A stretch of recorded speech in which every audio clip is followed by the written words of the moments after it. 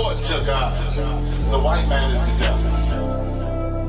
See, I've been in here for a little minute. You know what I'm saying? And I see niggas, they like to talk a lot. They like to claim leadership. They like to claim this and that. You know what I'm saying? They like to be above what they really is and have authority. But they don't really need that authority. They don't really know what to do with that leadership. You understand? You hold hands with this white ass, need to stop and ask you to give a damn what you talk about. Don't give a fuck what you believe, nigga. Gotta stand up to serve my God. We don't pray on our knees, nigga. Yeah. See, everybody ain't with all that peace talk. Everybody ain't with all that. Let bygone be. Boy, ass need to stop and ask you to profit. It's about to get serious. When they hit us with dope and kill us with crack, where the fuck with your leaders? I'm curious. He cashed out on your blood, traded you in and bought a new biz. Ask you the prophets, I tell you the scheme. If you don't wake up, you gon' die in your dreams. I say you won't tell you no more. I swear these crackers try to kill us slow. Just spoke to a nigga and fed he up for parole because of the COVID. It feel like the host in this world that don't go together. Nowhere is gold in the ghetto. I'm in the city blazing with my niggas. Just told the devil the score never settled. Yeah, see the prophets. I'm tired of these niggas keep talking about, you know, you respect my religion, I respect your religion. Boy, your ass need to stop and ask you the prophets. You know, like we all come together. Cause you know what they say God so loved the world. God so loved the world and know. Boy, your ass need to stop and ask you the prophets. Don't give a damn what you talk about. Don't give a fuck what you believe, nigga. Gotta stand up to serve my God. We don't pray on our knees, nigga. Yeah. Hey, gentlemen, young, we don't pray on our knees, nigga. Gotta stand up. You know what I'm saying? Boy, your ass need to stop and ask shit. Oh, I'm with step, I'm solid for show. To the fake niggas, stay silent, I got it, let's go. I ain't taking no loss, ain't no talking when we got the flow. Ain't no peace, just play with your own. I'ma be loyal to the right arm. Tell him we can't keep me slave. And I can never let bygone be bygone. Got your baby mother on high, got your baby pants through the fire. Ask you the prophets, that baby so below to the Lord. How dare you abort it? Devil will fail you, bitch, I can afford it. I prepare slaughter, you bring me my water. Push your leaders weak, let them lies slip through their teeth. Their ass need to stop and ask you the prophets. That's just the reality, Christians. I'm sorry to hurt your feelings. I know your pastor lied to you every Sunday for 30 years, but that's what the church is for, lying. That's why they exist, to lie the money out of your pockets. Boy, your ass need to stop and ask you to give a damn what you talk about. Don't give a fuck what you believe, nigga. Gotta stand up to serve my God. We don't pray on our knees, nigga. We don't pray on our knees, nigga. Gotta stand up to serve my God. We don't pray on our knees, nigga. ISUPK, Trinidad and Tobago, under Commanding General Yohana. We will be live on the streets, 91.9 FM. From west to the depth to the bury me. Every Thursday from 7 p.m. Hosted by Officer Sawapya Allah and Officer Maskoya. West to the depth to they bury me. I'm one west till they bury me. ISUPK under Commanding General Yohana. Live every Thursday night from 7 p.m. on the streets, 91.9 FM.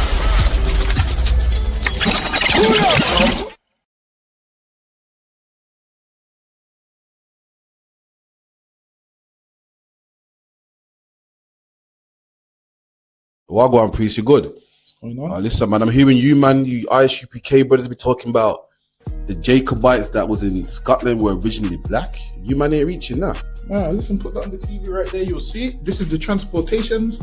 If you look right there, it will let you know Robert Adam, brown, William Bow, black, Dogo Campbell, brown complexion, black, brown. I see brown, black, brown, black, brown.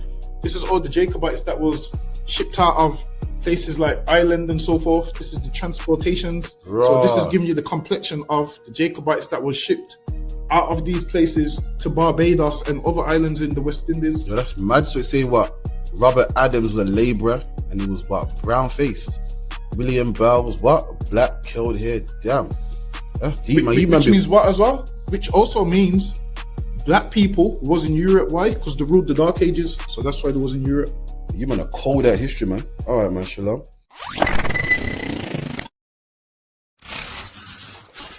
So we here at the Cosmopolitan Jazz Festival. I'm here with, if you don't mind saying. My name's Tony Minviel. I'm a broadcaster. I work for Jazz FM. Also work for Magic Classical as well. I do classical music, all kinds of stuff.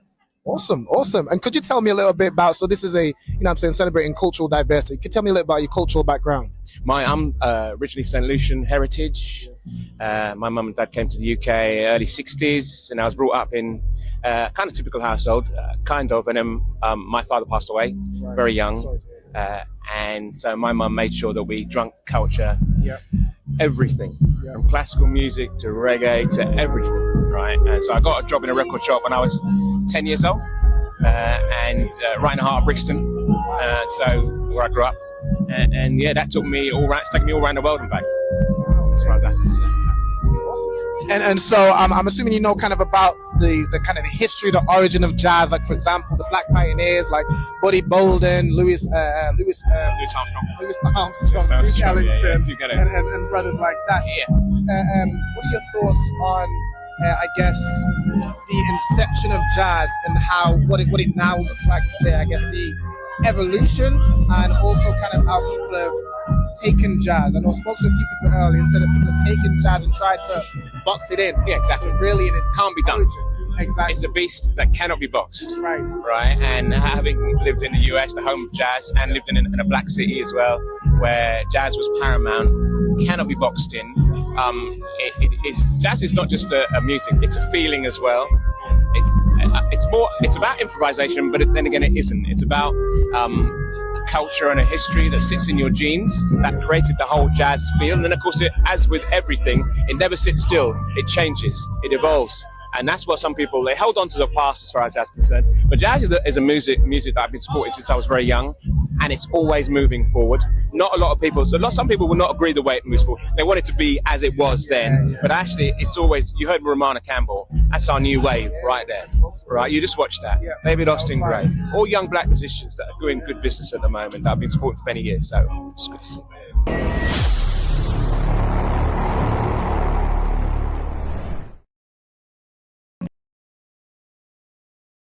And just a bit about the history of jazz and how it's been kind of suppressed in the past. So like, for example, in Nazi Germany, Hitler actually banned jazz music. They called it nigger music, and Tartet music, meaning degenerate music.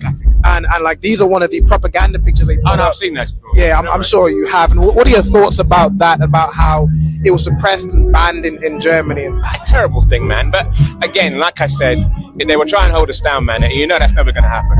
Some way it always seeps to the surface. It's a bit in Jurassic Park, right? You ever watch Jurassic Park, right? Where they made all the dinosaurs male or made all the dinosaurs female, so they would never procreate. Actually, they found a way. It always goes through, and it also seeps into all the other cultures without them realizing, and then it will just pop up, manifest itself, and everyone can actually see where it comes from.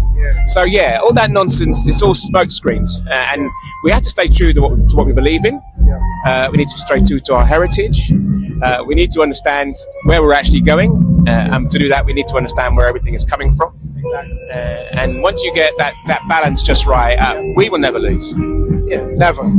I mean, they've tried many times to wipe black people out with even eugenics and set up the abortion clinics and things like that.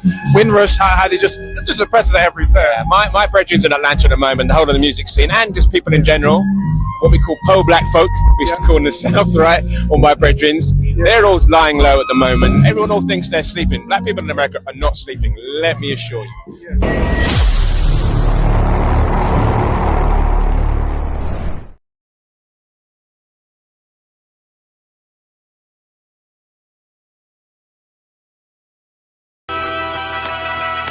Okay.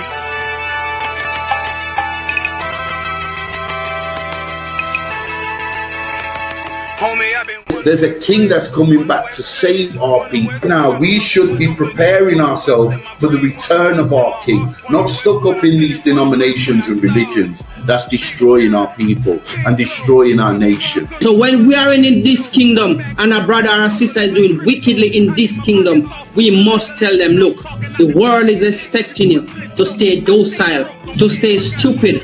That's what Christianity teaches our people. Teaches our people to hate one another and love the oppressor. Like, we'll never forgive one another for anything that another brother or sister do to us, but we'll forgive the oppressor in a heartbeat. There's something wrong with that, man.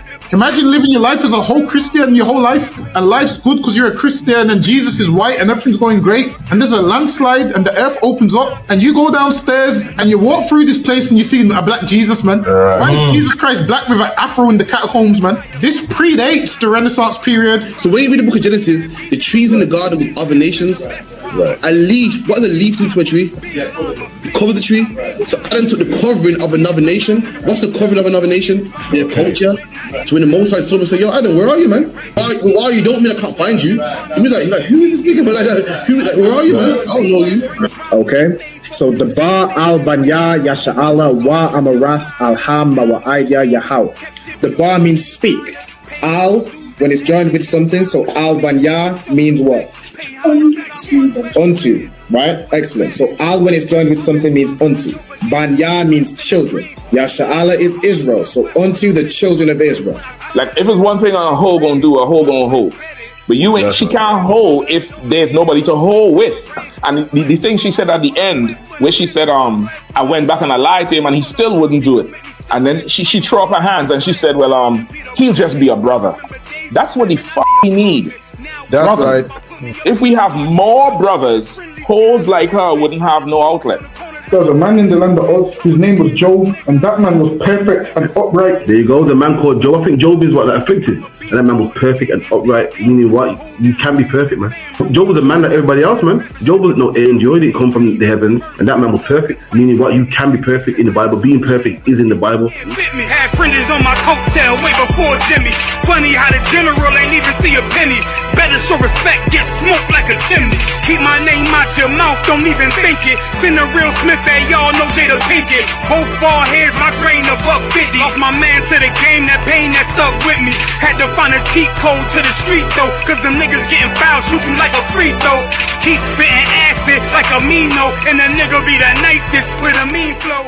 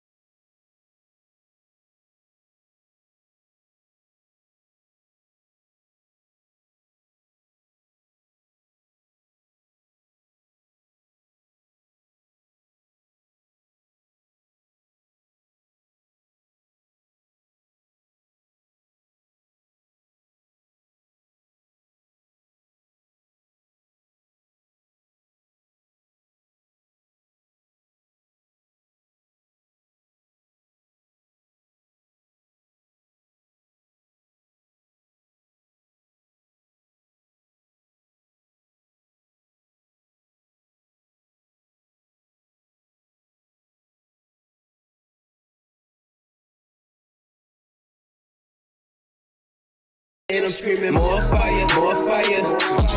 Give him more fire, more fire. I just gotta pray for more fire, more fire. I'm hoping he come with more fire, more fire.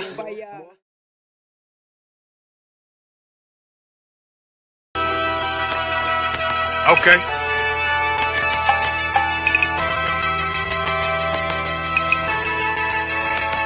Homie, I've been... There's a king that's coming back to save our people. Now, we should be preparing ourselves for the return of our king, not stuck up in these denominations and religions that's destroying our people and destroying our nation. So when we are in this kingdom and a brother or a sister is doing wickedly in this kingdom, we must tell them, look, the world is expecting you to stay docile, to stay stupid. That's what Christianity teaches our people.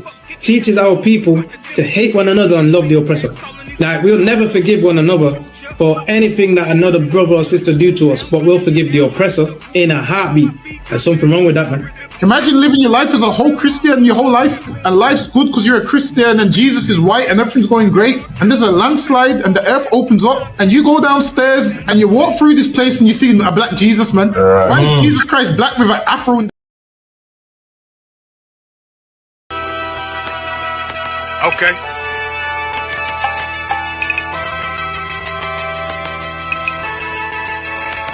Homie, I've been... There's a king that's coming back to save our people. Now, we should be preparing ourselves for the return of our king, not stuck up in these denominations and religions that's destroying our people and destroying our nation. So when we are in this kingdom and a brother or a sister is doing wicked,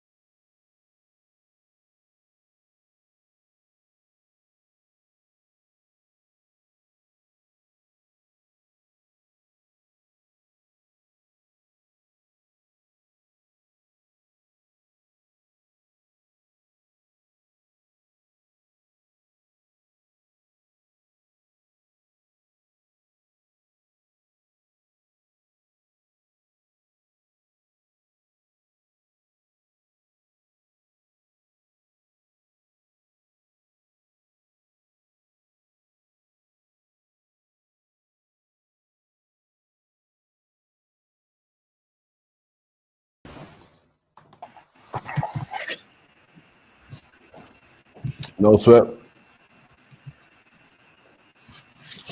Try to get the last video working, but it didn't work. Maybe 1 second, I'll kill him. 1 second, bro. I'll take it away. 2 seconds, bro. Okay, come on, bro. All right, no sweat. Shalom with ISUPK, side at 1 West 125th Street, Harlem, New York, under Commanding General Yohana. Since 1969, we've been bringing out the truth about the Bible, a true breakdown. The Christianity has been hiding from you and turning the Bible into some mystical book with you know what I'm saying, with an apple that brought forth sin into the world and Christ is God and all these manner of just mythology. All this mythology just really comes from like Greek and just Roman things, how their concepts of God. We've been bringing out the truth about the Bible in the ISUPK since 1969. Tonight is the scripture breakdown class, to make sure you bring all your questions, anything you need broken down, anything you need, you know what I'm saying, if you need general counsel on something, you want to know how to deal with this situation, bring to this class and we'll show you, you know what I'm saying, show you how to deal with the situations that go on in your day-to-day life. You know what I'm saying? We'll show you in the Bible, which is the blueprint for all so-called Blacks, Hispanics, Native Indians. It shows you how to live your life. It shows you how to treat your brother, how to treat your sister, how to treat your mother and father, how to treat your children, and how to operate as a successful nation. You know what I'm saying? Pass it on to most times, guys. Yes, Don't want to play around, bro, man. That's absolutely correct. Yeah, the Bible teach how to love each other, man. How to be a brother, how to be a mother, how to be a sister. We think that we can be a brother or a mother or sister by what? By just instinct, by just love, by the feel this certain way. Nah, man, you need to be taught, man. You need to be taught. What's the precept that says you need to be taught to be a mother and a father and a brother, man? Anyone got it?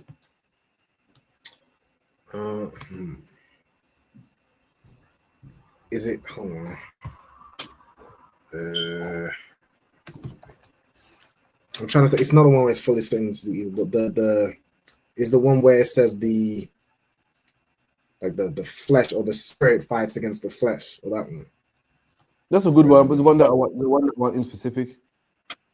With Titus 2 and 3, Titus 2 and 3, we let you know that to learn to love your brother, it's not something that's natural, man. People think it's natural to love my brother, man. But let me tell you something: gangbangers love their brothers, man. And gangbangers, for the love of their brother, they wear red and they kill other brothers that wear blue. So they don't love all their brothers, they love a few of their brothers, man. They love their brother so much that they'll buy him weed because they think I'm doing him a good deed, man. So I'm gonna kill for him. I'm gonna kill our brothers for him because I love him so much. In the UPK and the Bible teaches you how to actually love your brother, man. And to love your brother, you can't go back. This feels good. Well, you know, I love my children. I beat them every day. I break their spirit. I just love them because I'm a mother, man. And you know, I got that bond with them. A lot of black women, a lot of women in general, think that they love their children, man, and they don't. How they're treating them, how they're beating them, and breaking their son's spirit, telling him he's nothing like he's just like his dad, calling their daughters whores, and they'll swear blind that they love their daughters. Swear blind. You can't tell them they love their daughters, man. According to the Bible, you need to be taught how to love your brother, taught how to love your mother, taught how to love your sister, man. I'm gonna prove it to you. Elders, get your head covering, please. Go on. Book of Titus, chapter 2 and verse 3. The aged women likewise, that they be in behavior as becometh holiness. All right, so Paul's giving rules to everybody in the school. Written it down. He lets the men know what they should do. Lets the sisters know what they should do. Right about now, he's talking about the aged woman, and he goes, the aged woman shall what? The aged women likewise, that they be in behavior as becometh holiness. And these aged women are supposed to act holy, man. Holy just means separate. They're not meant to act like all women in the world. They're not meant to act like women in the world, twerking, naked, giving advice to their daughters about, yeah, man, find yourself a man with some money. And if he ain't good to you, leave him. That's the advice old women give our young women these days, man. Our older woman was not supposed to behave like that. They're meant to behave themselves in holiness, behave themselves separate, different. Come on. Kind of the one kind. Not false accusers. Not false accusers. Not given to much. Not false accusers. Not a woman talking about, oh, he touched me and he didn't. Not a woman lying on her man. Not a woman calling the police on her man. So how he beat me and he never. All he did was say, listen, you're not using the credit card. That's a false accuser. Someone that tells lies. Come on.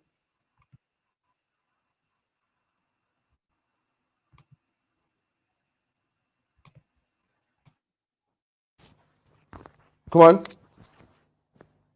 You crashed. No sweat. Habani, can you read off from where it was? I think it was Titus 2 and 3. Oh, you back now, yeah? Slack. You chipped out for a bit. Carry on where you was. The aged women likewise, that they be in behavior. Not false accusers, not given to much wine. I'm not drunk all the time, man. Some of these women want to party all day, man. Some of you women are old and it's time to sit down now, man. You're just partying all day. Ain't nothing wrong with some wine. Ain't nothing wrong with partying. But some women just want to party all day, man. I'm not getting onto women. This is the topic at this point is about women. So I'm not a woman hater. I'm not here Andrew Tate. I'm not here. What's the other one with Alban? The one that passed away the other day. Kevin Samuels. I'm not him. I'm just talking about. Yeah, that's the one. I'm talking about the topic at hand. You know what I mean? Not supposed to be drinking all the damn time, man. Come on. Kind of one kind. Teachers of good things. And women can teach. Women can teach. The Bible says what? Teachers of good things, man. People say, oh, the UPK don't allow women to teach. We don't allow them to teach what men. We don't allow them to teach like in authority. But women can teach, man. Women can teach their children how to cook. Can teach men the laws, their kids the laws at home. But women can't be in charge. When we say a woman can't teach, I mean what? A woman can't teach a school full of people. She can't teach a congregation full of people. But the Bible clearly says a woman can teach, man. Keep reading. Kind of one kind. That they may teach the young women to be sober, Mm-hmm. to love their husbands, What? to love their children. Look at that, man. It's like it. To love their have husbands. Women have to be taught to love their husband and to love their children, man. It's not something that comes naturally, something you have to be taught. Every woman claims to love their husband, meanwhile it's on child support. Every woman claims to love their children, meanwhile child services is full. Every woman claims to love their children, yet prison is full of niggas that say, oh man, my mom used to break my spirit, man. Mom used to beat me every time. My mom told me how look, I'm just like my ugly dad. I'm never gonna amount to nothing. You need to be taught to love your children. That feeling you get is just an emotion. It don't mean nothing. We swear blind, well, I love my husband.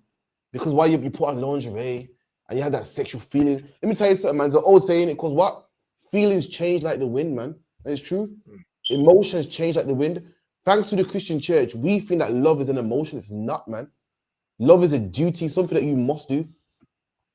You think that, well, I love him and I get butterflies in my stomach, and when he comes home, I cook for him and da-da-da-da-da. That ain't love, man. Love is a duty, something that you must do.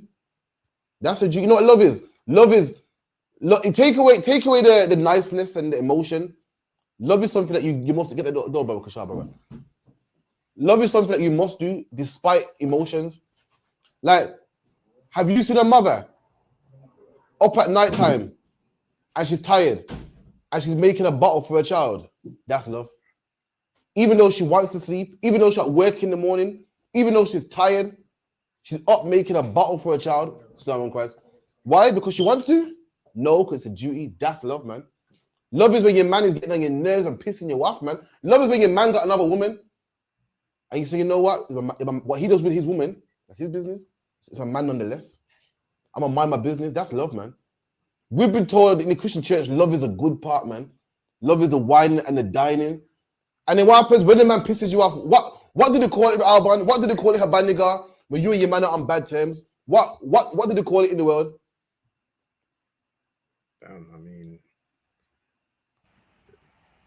he said, what does the woman call you? What does the world call it when a man and woman ain't going through good times, man? They ain't going on dates no more. They ain't going on honeymoons, man. Falling out of love. There you go, man. I've fallen out of love. So what they're saying is, as soon as things go bad, as soon as there's arguments, as soon as there's financial problems, I don't love it no more. Because to them, love is only the good things.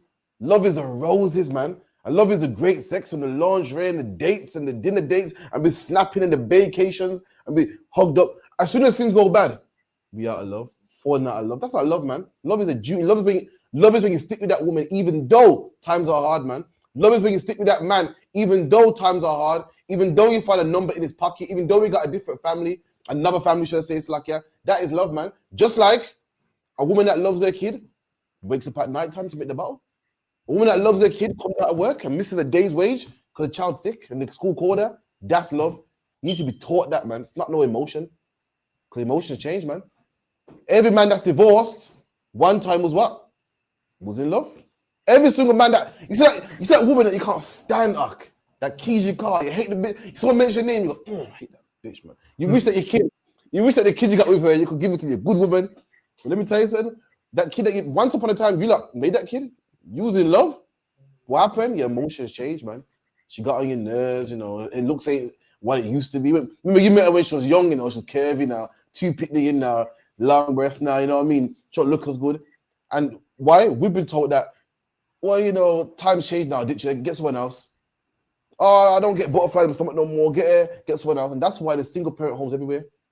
We've been because the Bible says what? Love is a duty.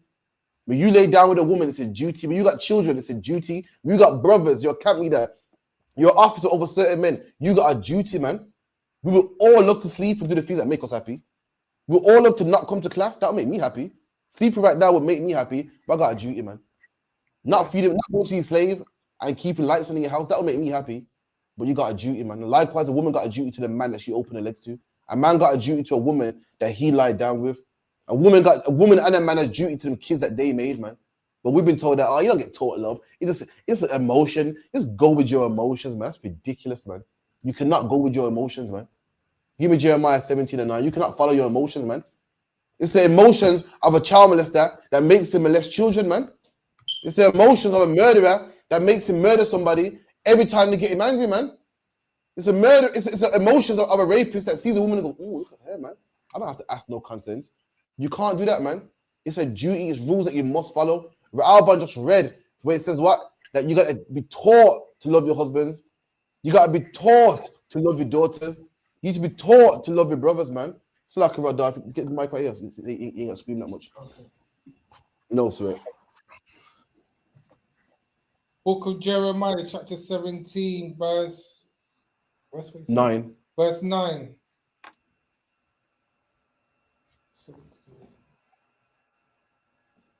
The heart is deceitful above all things. Read that again. The heart is deceitful above all things. The heart. If you look that word up in the Hebrew, it's your mind, man. Your mind is deceitful among all things. And this is how you know that it's talking about your mind. If I was to not get the definition, the context alone shows you it's talking about your mind. Right. Because your heart can't deceive you. Your heart is an organ that pumps blood. Your heart don't. When the Bible goes, Christ read their hearts. Man's thoughts ain't here. His thoughts is here. That's another topic. Your heart is your mind.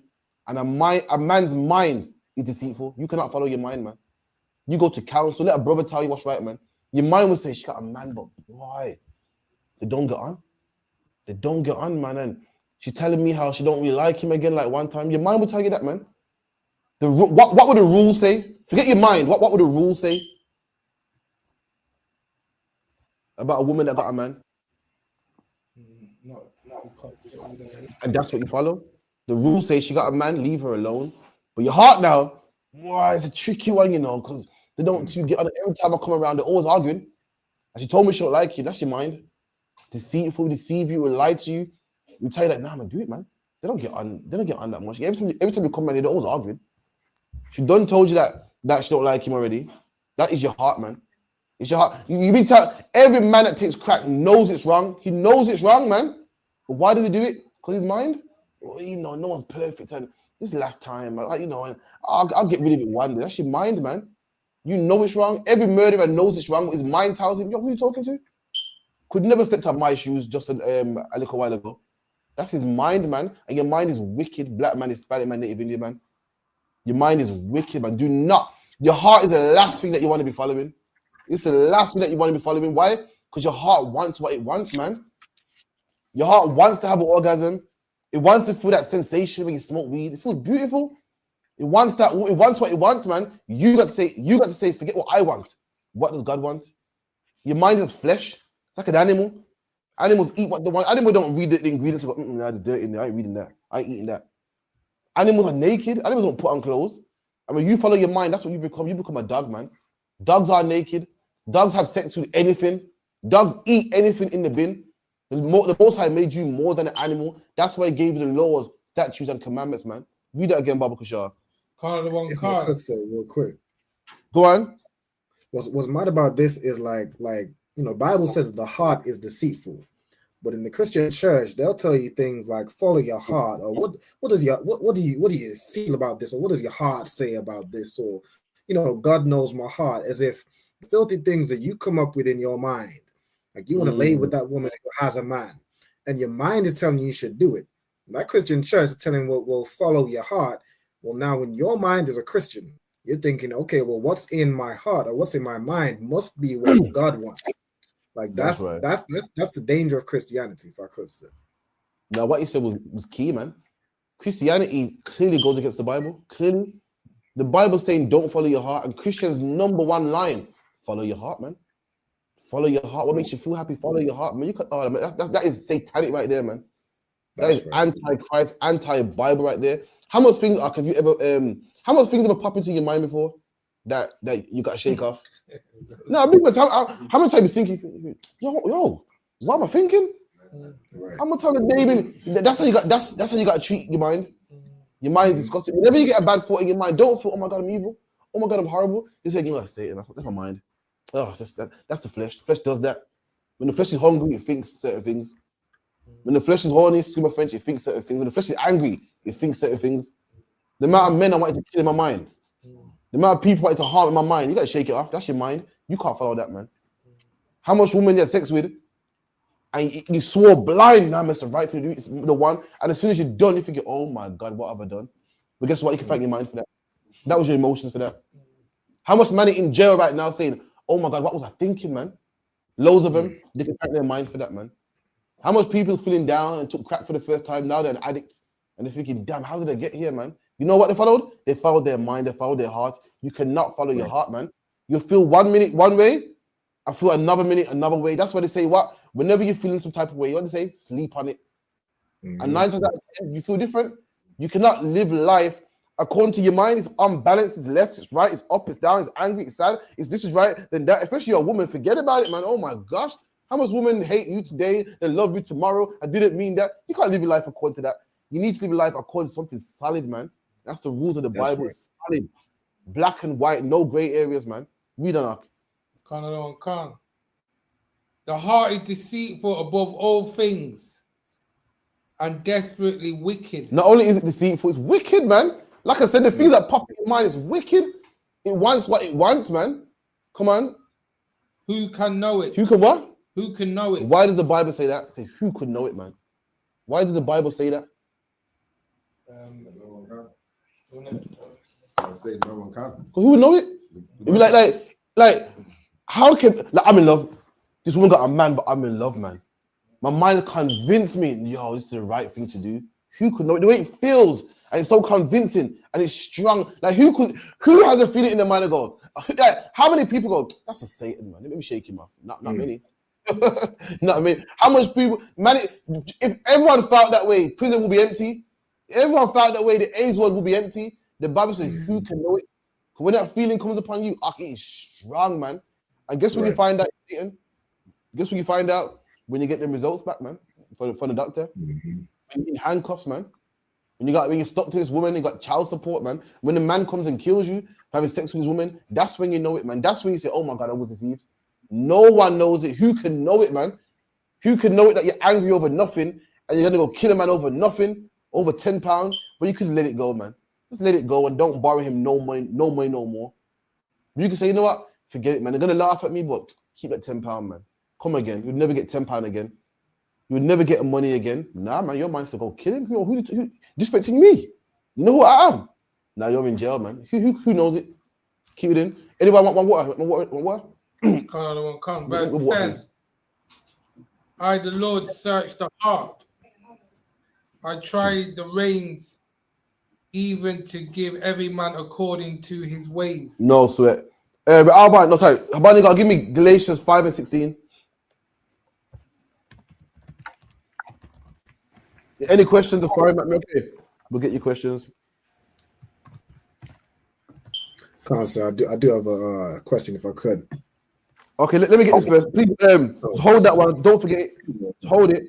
Habani, got to read this first so we get into it. Galatians chapter 5, verse 16. Verse 16. This I say then, walk in the spirit, and ye shall not fulfill the lust of the flesh. Right. So the Bible goes, walk in the spirit. And if you walk in the spirit, you won't fulfill the lust of the flesh. Who wants to break that down? First of all, what is the spirit and what is the flesh? Go on with that, Allah. The spirit is like walking in the spirit, like the spirit of the Lord, isn't it? You're walking in like what is the Lord's statute and commandments, like the spirit. Is that? That's right.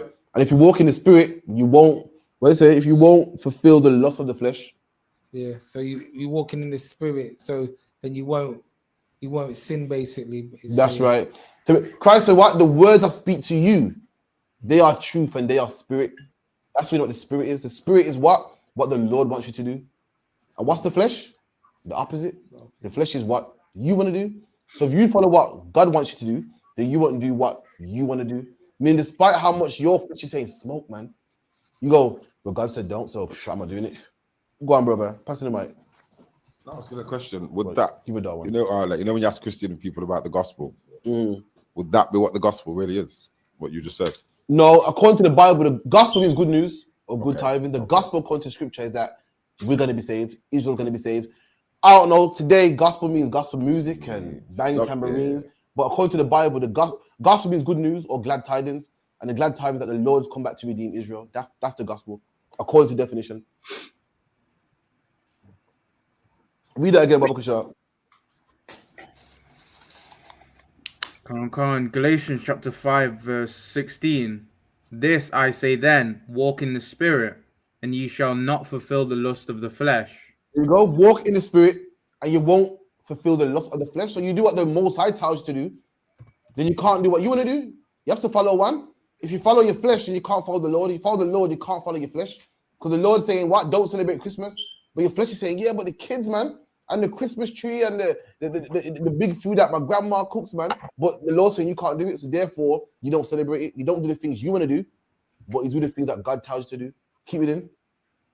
Come on, verse 17. For the flesh lusteth against the spirit. You go, the flesh fights against the spirit. What you want to do is fighting against what God wants you to do. This is what Alban brought out earlier. The same precept saying that don't follow your mind, follow the Lord. Your mind is wicked. Don't follow what you want to do. This is a constant battle that every man goes through. As you step out your house, man, someone's telling you to do something contrary to what the Bible's saying. As you go to your slavery, as your kids go to school, as you take your kids to nursery for the first day, there's something telling your kids celebrate Christmas, do this, celebrate Easter, and you gotta say no because the Bible says otherwise. That's a constant battle with every man in the truth, man. Come on. Come on, and the spirit against the flesh. And the spirit against the flesh. Come on. And these are contrary to one another. And these are contrary to one another. What does that mean? They're contrary. If I could say, go on. It means they oppose. They're against each other. The opposite against each other in contrast. They're different. One is what the Lord wants you to do. The other one is what you want to do. And this is a constant battle with man. Constant, man. Today you die. Now, don't get me wrong. You be in the truth long enough. You know how to fight them. They become easier, but they never go away. Because why? You've been exposed to it. In the kingdom of heaven, we won't be exposed to it. We wouldn't know what it is to eat pork. Therefore, we ain't going to fight it. We don't know what it is to smoke weed. So therefore, we ain't going to fight it. There won't be coffee shops with weed around in Amsterdam for us to fight against. So it'll be much easier. We've been exposed to it. You ever when the Bible goes, Adam was exposed to what the tree of good and evil. That was Adam being exposed to stuff. And before he had no idea. Now Adam knows what it is to eat pork and celebrate Christmas and be he's exposed to some information that he didn't have before. He was naked. That's what we've been through in this earth. We've been exposed to stuff that now is hard for us to fight. But don't sweat, man. Yeah, sure. Christ is making a new kingdom, man, where weed won't exist, crack won't exist, holes won't exist, man. We should make it easier for you brothers to fight, man. Right about now, we've been exposed to some stuff, and we just gotta fight it. We gotta endure and make the phone calls and call brothers and keep fighting, man. Come on.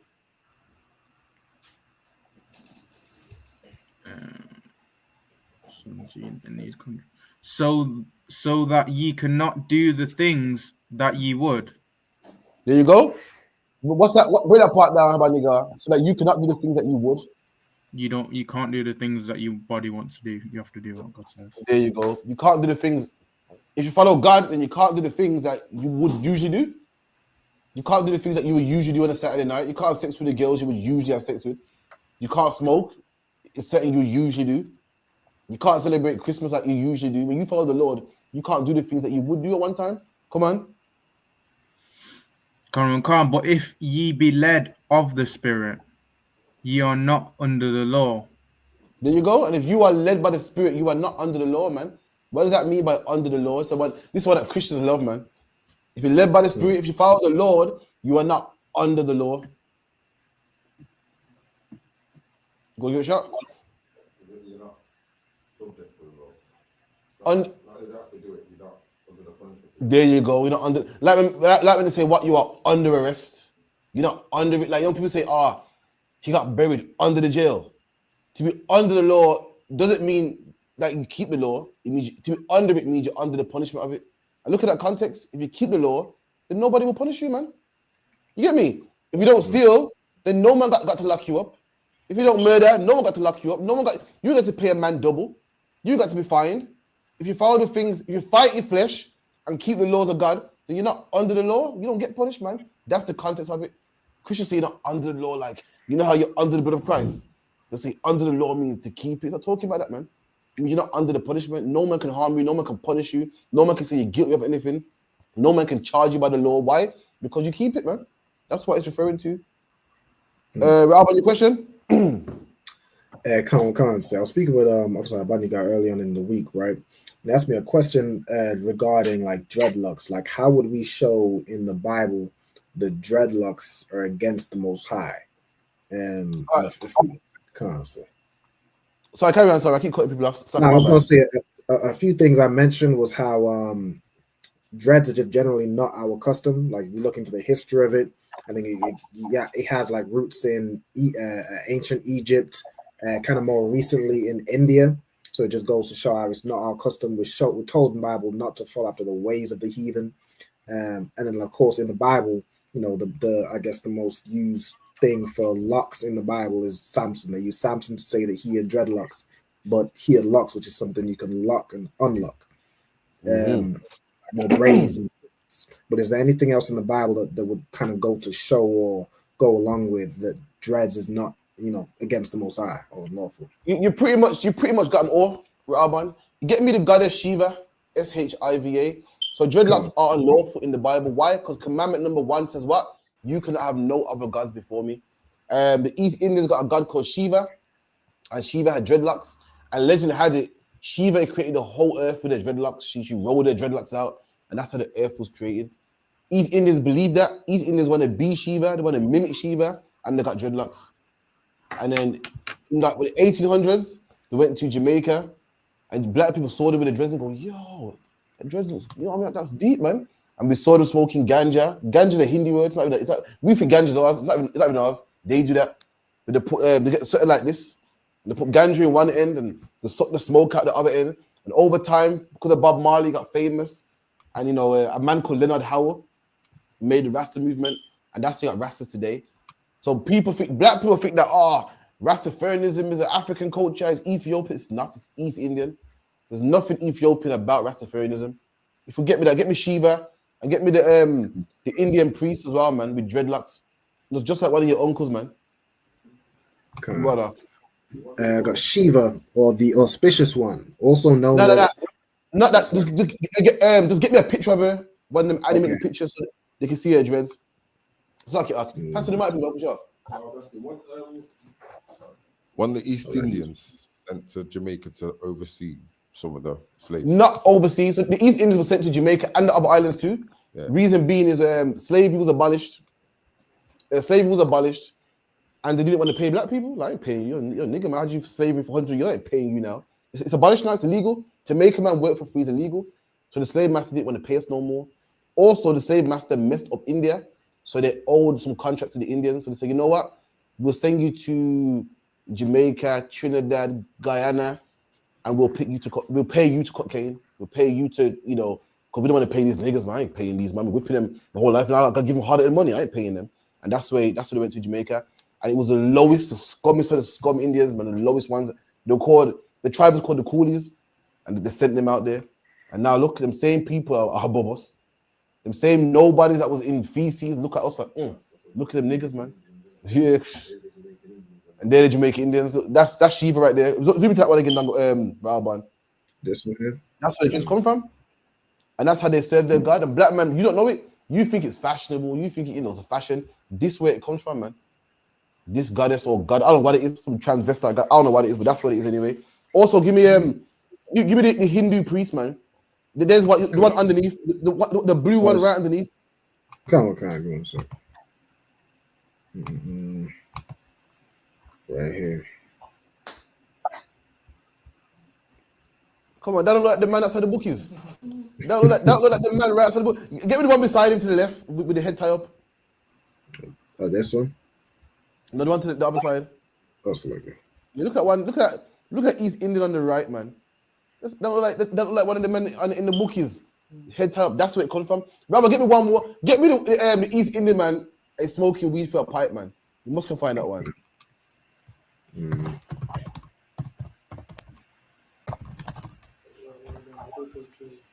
Trust me. There you go. Right there. See? This one here. Oh, get me the one with the head tie up. Like, oh, look at that, man.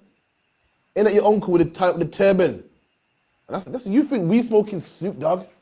You think we smoking is your culture? You think we smoking? It's just our culture, man. It's black culture, man. Black man, we are righteous people, man.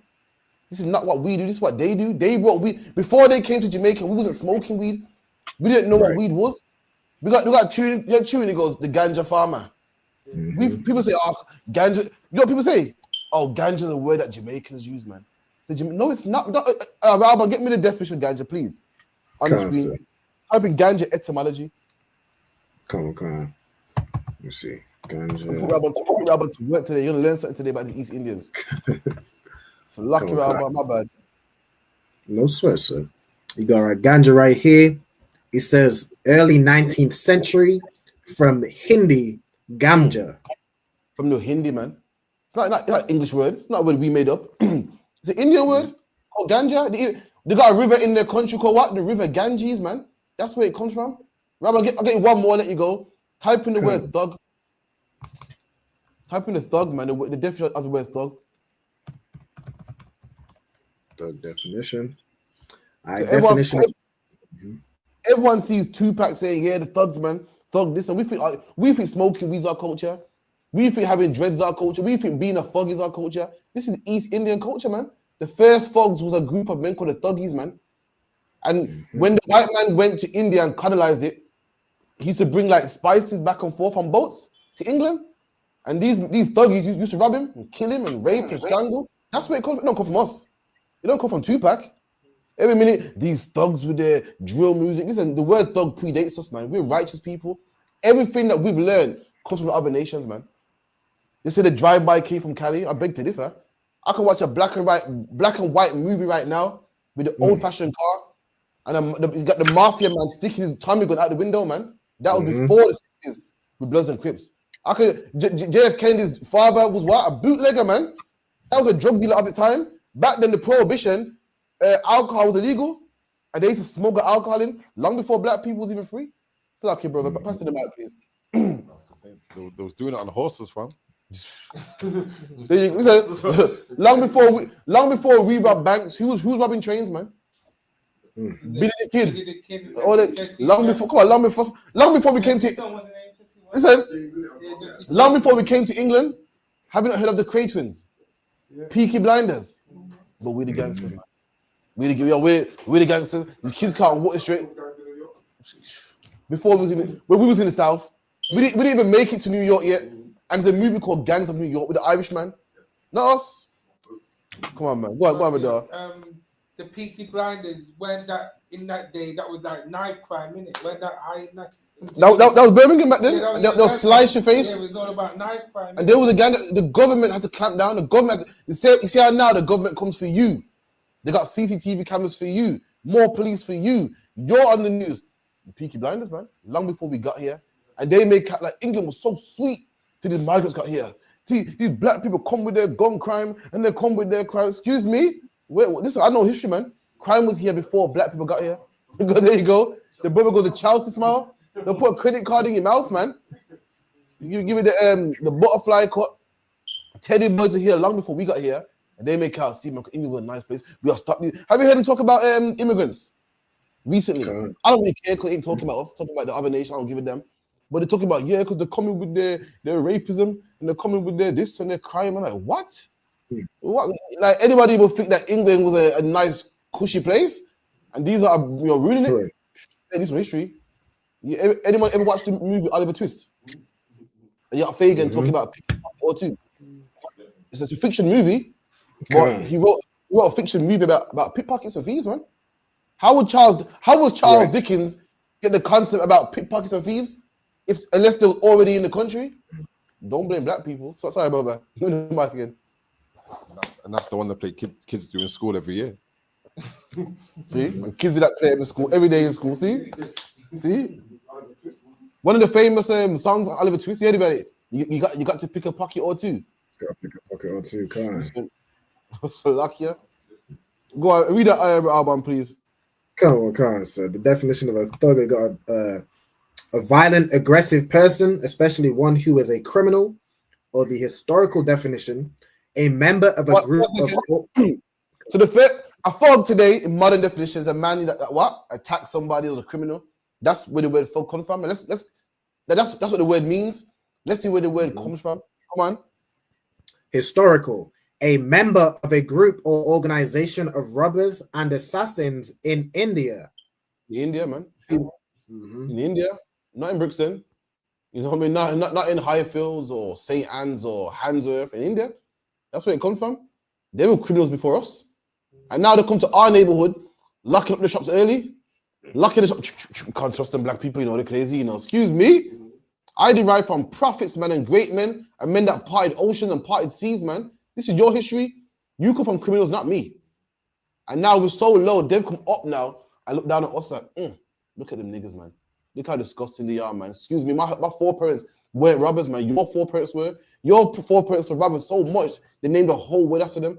Modern definition has a whole word named after them. Come on. Khan. Who waylaid and strangled their victims, usually travelers. You do that again? And so, who waylaid and strangled their victims, usually travelers. And look at this. So it's laying wait. It's laying wait now. They see a merchant or something carrying silk or spice, whatever the case may be, and they will strangle them. Strangle them to death, man. But you know, the one black man with the zombie knife, you know, something's wrong with him, man. The Indian man look at us, oh yeah, don't marry their son, you know, they know they're trouble, you know. Excuse me, man. Meanwhile, that his grandparents probably a thug. The real definition. Go back 2 generations, yeah, his granddad was a thug. If you go to his house, you see a picture on the mantle, who's that, Abdul? Oh, my great granddad, you know. Little do we know, his granddad one of these men strangling, man, for all we know. Excuse me. Go on, brother. Yeah, probably the one sent to probably the one sent to the islands. We said the lowest of the low, sent to the islands. Yeah, man. Any more on that, Raban? It just goes into the origin of the word. So it comes from in Sanskrit, it's Thagati. In Hindi, it's thag. And in the early 19th century, the British got that word thag and then became the word thug. There you go, man. People talk about, you know, these thugs and thug life. You know, thugs. Get on the back of that. Give me 2nd Ezra 6 and 55. Lucky out cold, man. 2nd Ezra. Oh.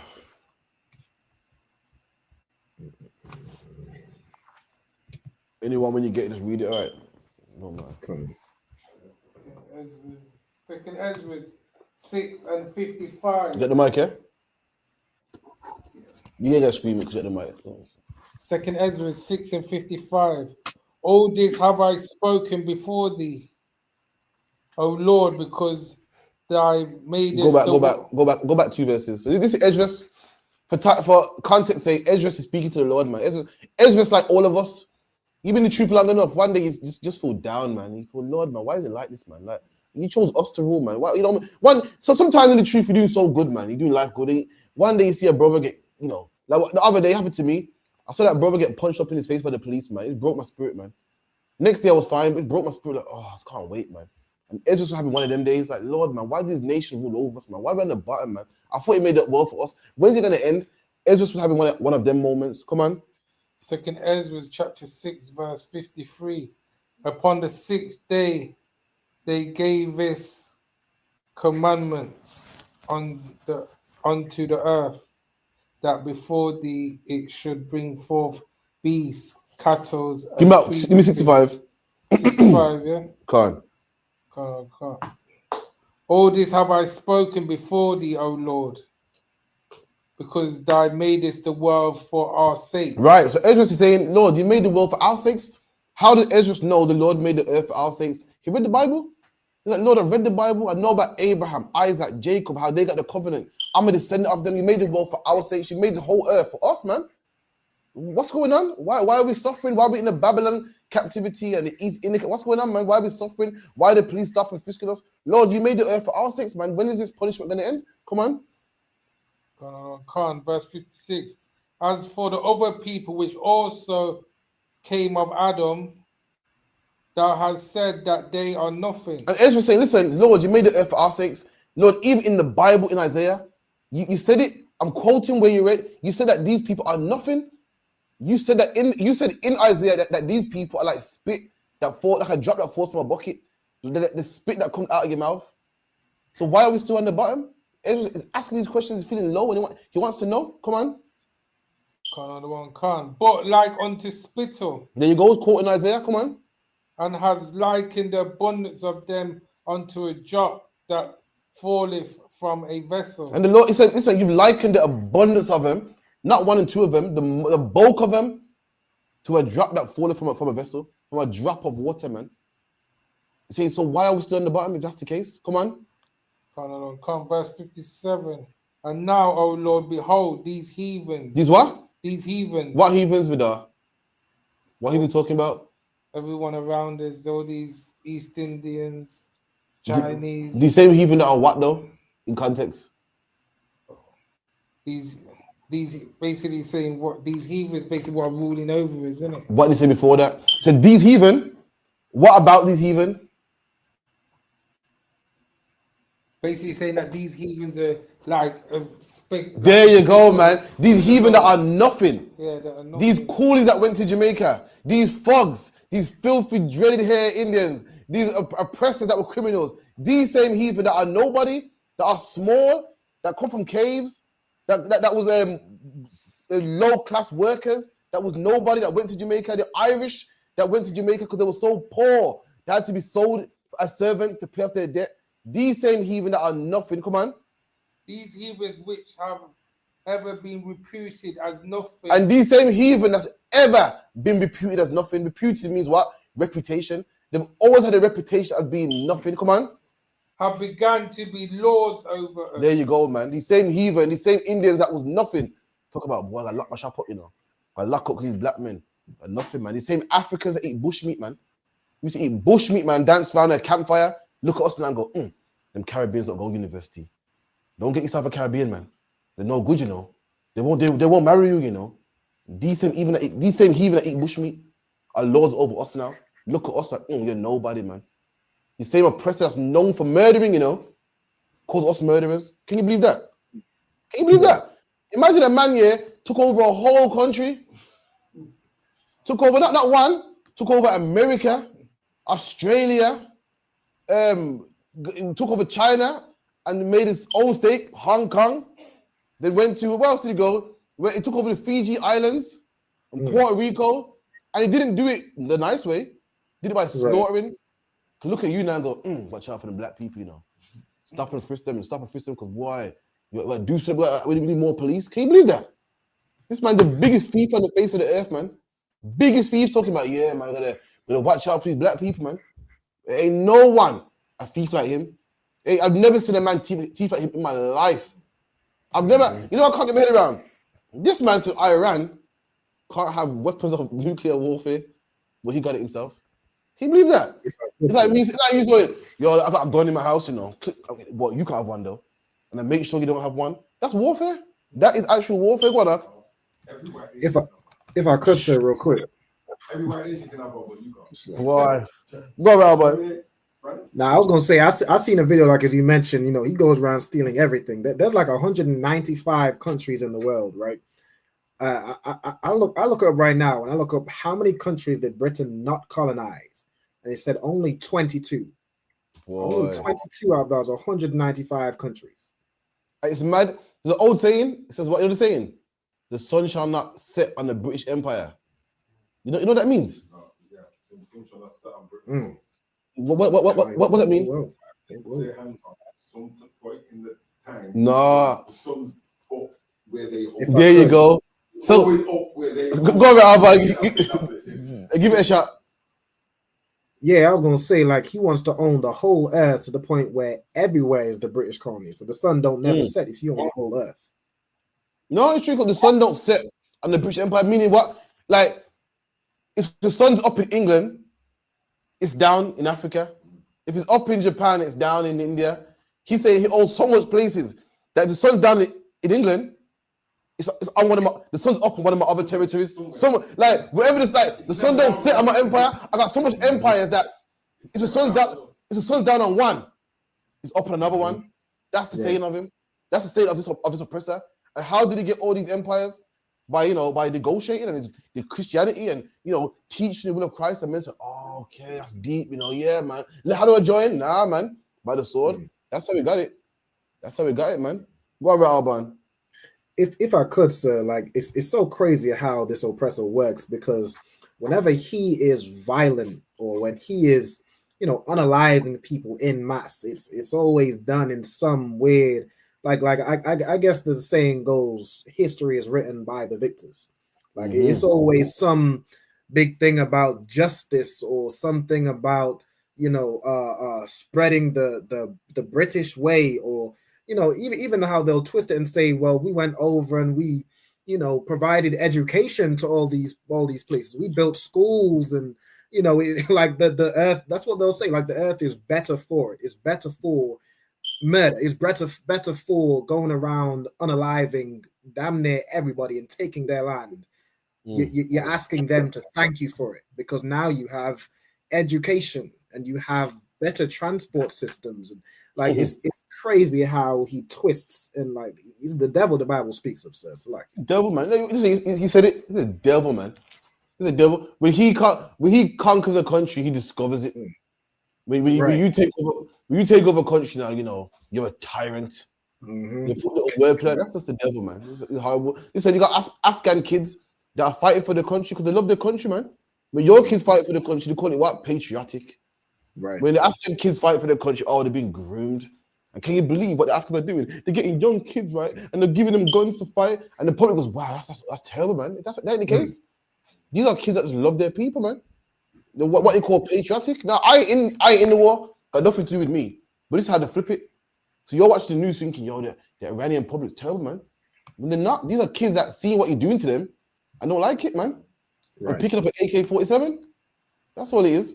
You make out like, that's I don't want to stay too long on it because that's the oppressor, man. I can't deal. The devil the Bible speaks of. The Bible says what? It looks like a lamb or spake like a dragon. You get me that round, man. Let me move on, man. Or find out where it is and get to one of the brothers, Bible Kashar. Come on, sir.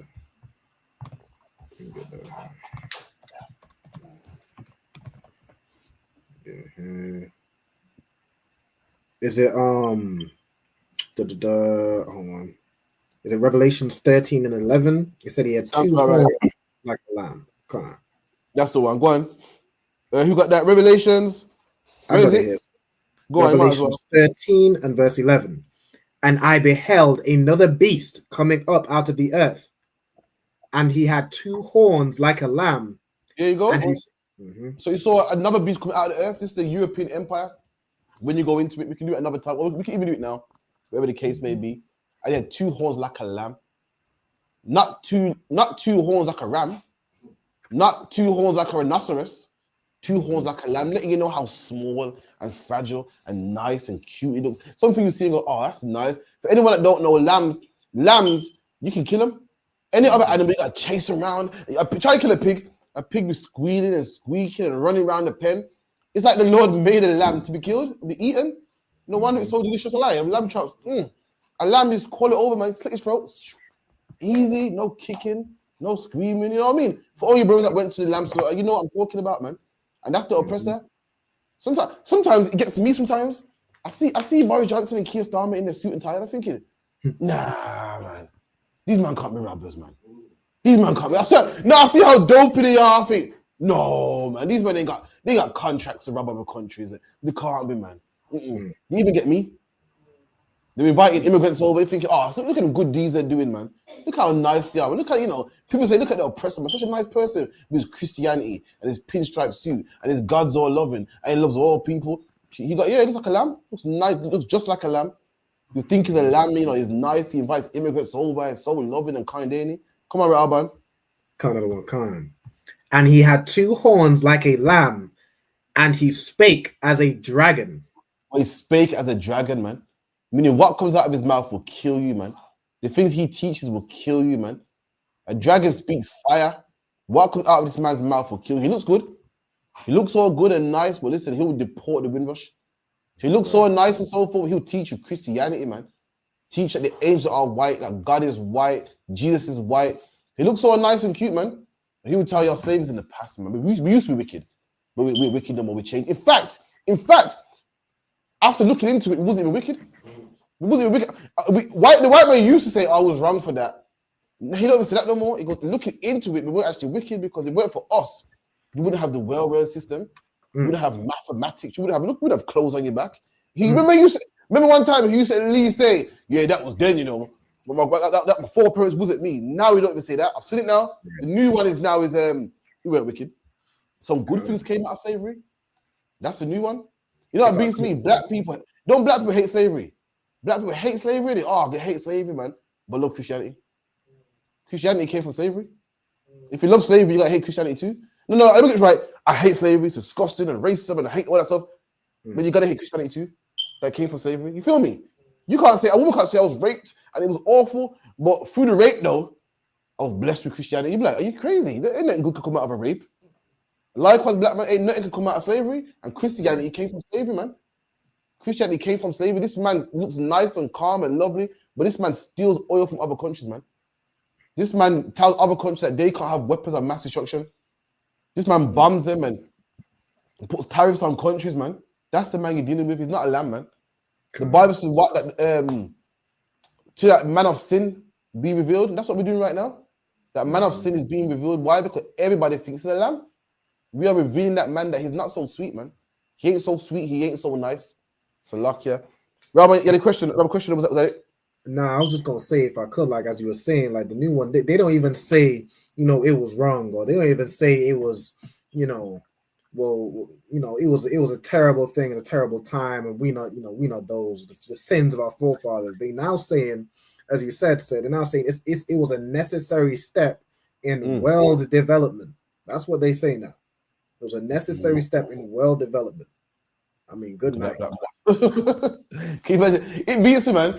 They're basically saying that, yeah, we know, 99 million of you man died, but it was a necessary step. Had to be done. And if I could, what's the devil, man? So okay, go ahead.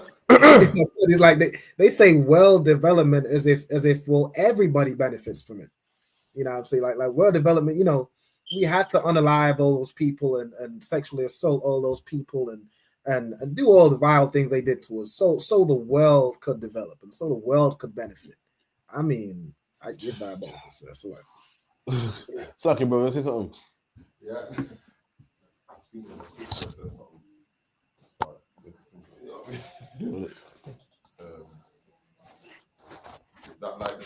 Is that like the scripture that says something about so his children don't cover this earth or something? That's the one, yeah. So it goes prepare slaughter for his children, man. So they don't cover the earth no more, to see the earth no more. I'm paraphrasing. Yep. You have to, man. I know you love him and you want to marry them, but we have to get rid of him, man. So luck, yeah. Because they'll cover the earth and they'll spread their lies and they can't help themselves. They can't help themselves, man. The Bible goes, like it's the old Native American Indian saying. You heard it? You all heard it, innit? About the scorpion and the snake. No, the snake and the frog. You all heard it?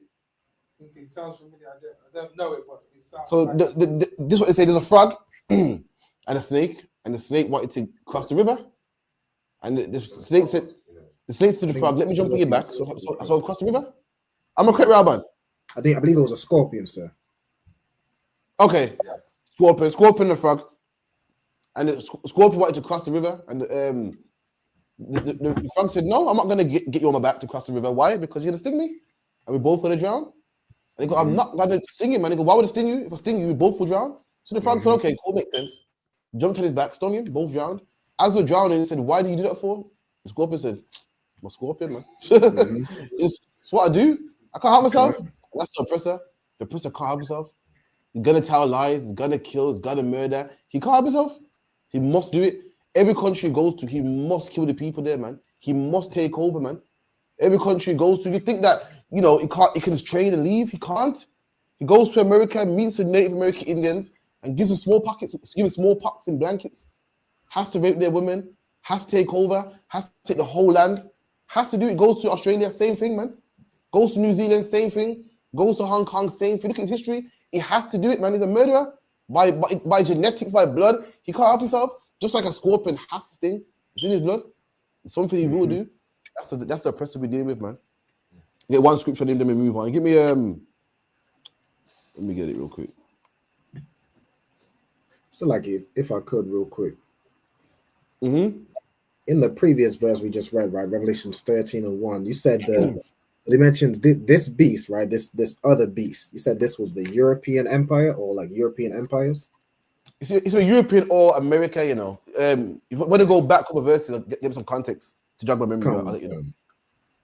If I could I get a breakdown while we're here on this the verse after? The verse after. What it Revelations? What 13? 13 and 12, sir.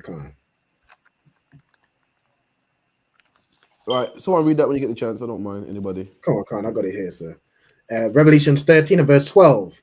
And he exerciseth all the power of the first beast before him, and causeth the earth and them which dwell therein to worship the first beast. Okay, so what was the first beast now? It was the beast came up with the earth. Two okay, horns, yeah. It's America. It's America. So America America is what? The first beast was what? Rome. And America is the extension of Rome. So America makes you serve the beast that was before him. America makes you serve Rome without even knowing it. Their buildings are built like what? The Colosseum. Their football stadiums are Colosseums designed exactly the same way. The Roman numerals, the days of the week, the days of the month, the Monday, the Christmas worship, all that. He makes you worship the beast that was before him. The beast that was before him was Rome. Rome was wounded and revived itself and became America today. And America makes you serve Roman customs by, celebrating Christmas, the Easter, everything. But obviously Roman in America, man. Oh, man. The Colosseum, like football, the Roman numerals. I mean, even if I could, sir, the days of the week, like Saturn and all there you that. go, Roman god Saturn, and then the Mars for March. The Roman numerals. The government similar to, and then I had it written down. Loads of similarities. If you give the mic 1 second, Bob Kushar. Wouldn't it be Roman Catholicism? Roman Catholicism, give that a hand as well. I can't forget that, man. Roman Catholicism. Oh man, days of the week. The way how Rome lives anyway. The sexual deviancy, the swinging, the whole.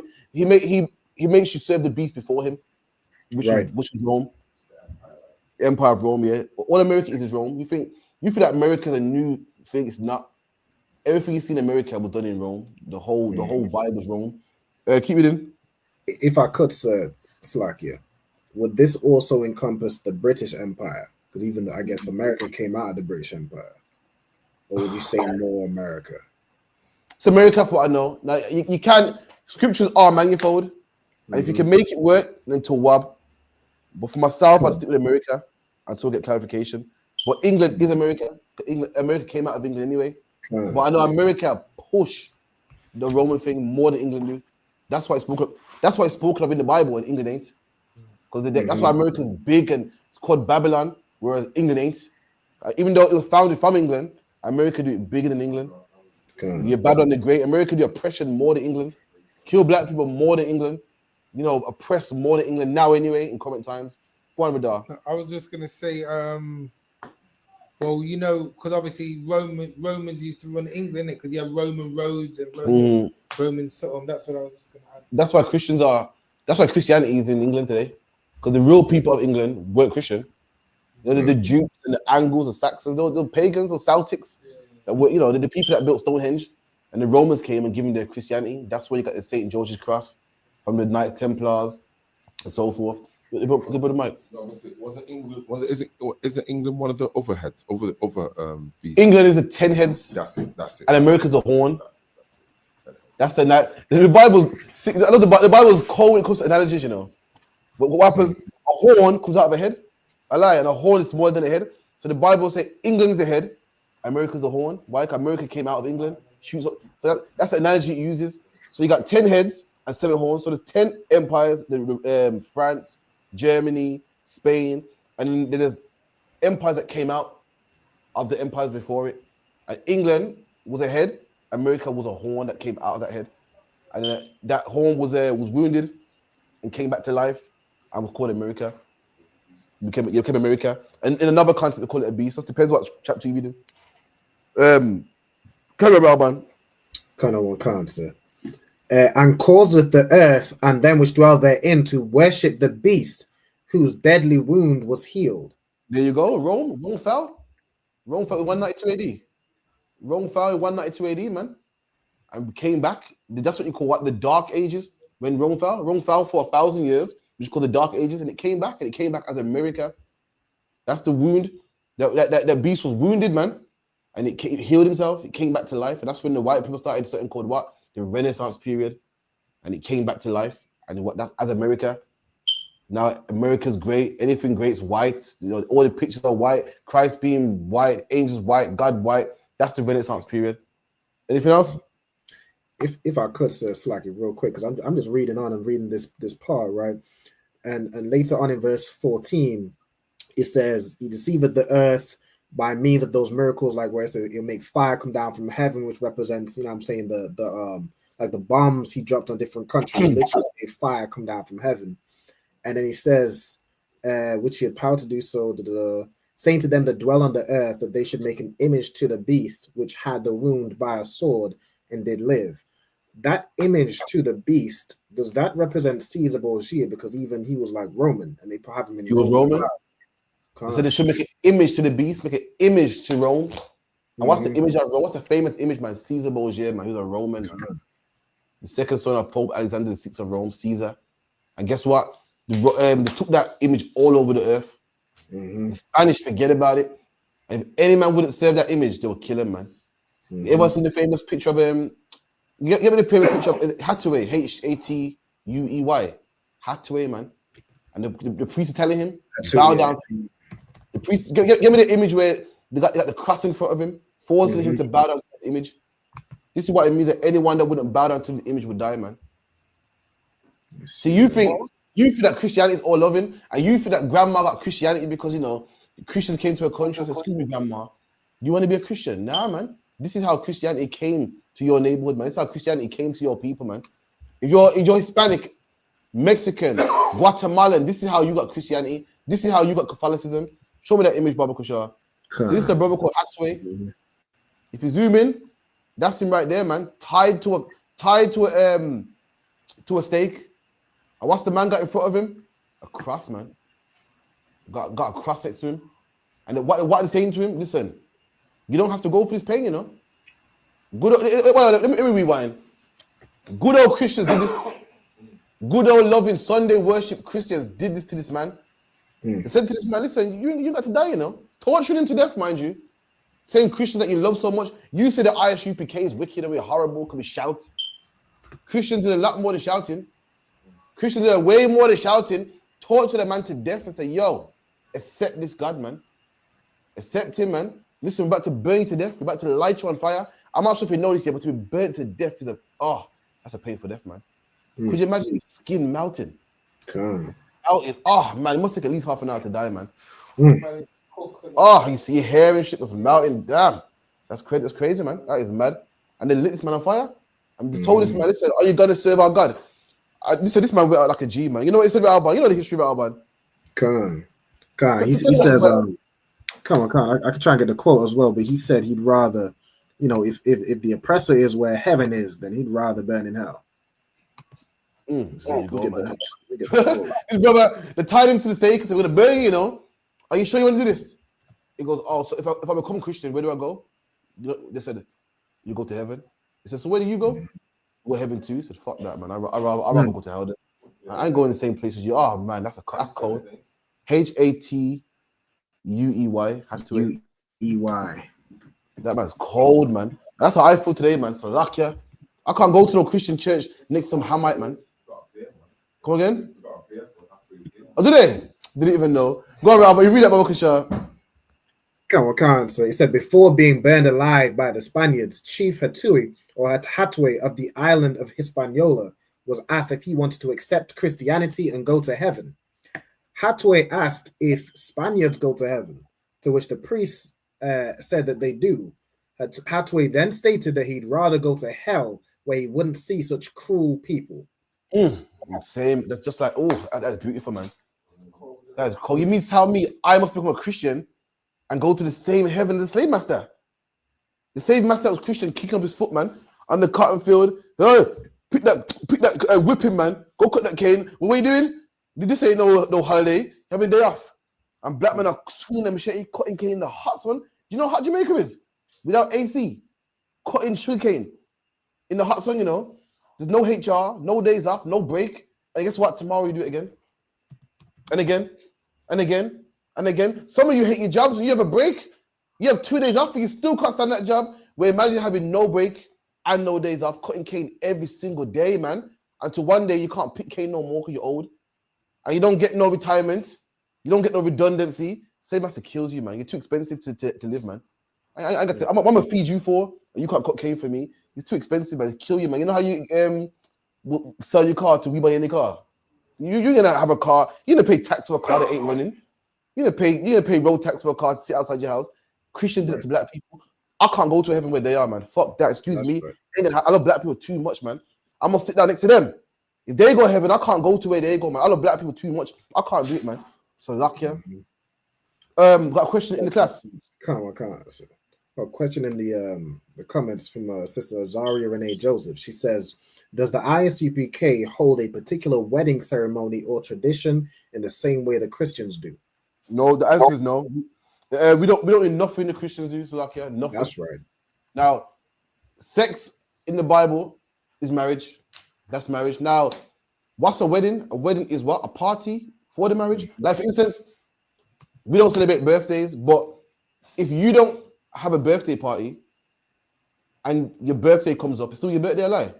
Right. It's still your birthday. Likewise, in the Bible, sex is marriage. You have sex with a woman, you are married to that woman. Now, you can have a party for it. You have a party, have some drinks, you know, invite everybody over, you know, let everyone know I'm married. But if you don't, you're still married nonetheless. Right. The wedding is just the ceremonial part, just the part, you know, everyone comes around and feasts and has a good day, and you know, everyone acknowledges your marriage. Christ went to a wedding, so we know weddings are in the Bible, but we don't do it how the Christian church do it. When you read, in fact, someone get me that in the Bible dictionary about sex being marriage. So like, where's my Bible dictionary? It's over there. Give me marriage in the Bible dictionary if you could, Radar.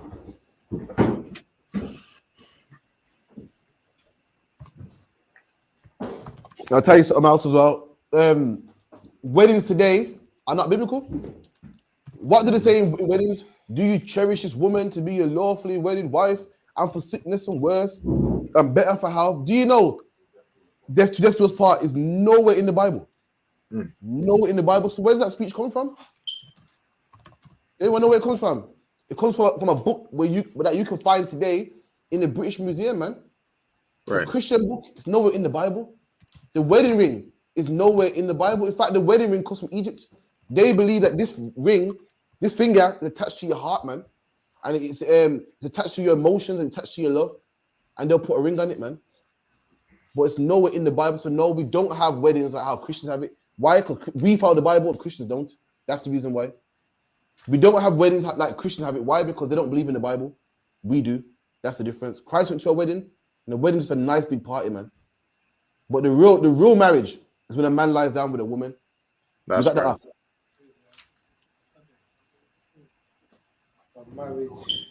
Get me marriage in the Bible dictionary. Go on. Marriage is an intimate. Get the mic. Marriage is an intimate personal union to which a man and a woman consent. Right. So marriage is a personal union in which a man and woman consent. It's consensual, not rape. Come on. Consumed and continuously nourished by sexual intercourse. And that's marriage, sexual intercourse. That's the only way two flesh can become one. When a man and woman lie down together, you are married to that woman. You made a decision for that woman to be your woman. Now, if you got a big mouth, tough, man. It's your woman now. It's like a child. You have a child. You can't take a child back. That child goes to jail. It's still your child, man. That child's bad in school. It's still your child, man. You got to work with him, man. That's your child. That's your bad child that you got to work with. And you got a man that don't have a job. That's your man. You got to work with him. You got a woman. She put on some size over the time. That's your woman, man. You got to work with it, man. Sit down with her, speak to her. You know, I don't know what you got to do. Talk about losing weight or whatever, or you know, work it out. Get some sexy wear, whatever. But you can't leave her, man. That is real marriage. When a man and woman have sex. Now I know what you're thinking, but that's the Bible. You shouldn't read that in the Bible. White man wrote that. Give me Genesis 24:67. Habani God if you could.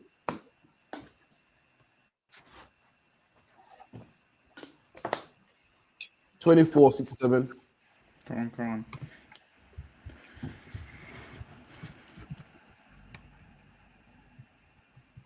Genesis chapter 24, verse 67.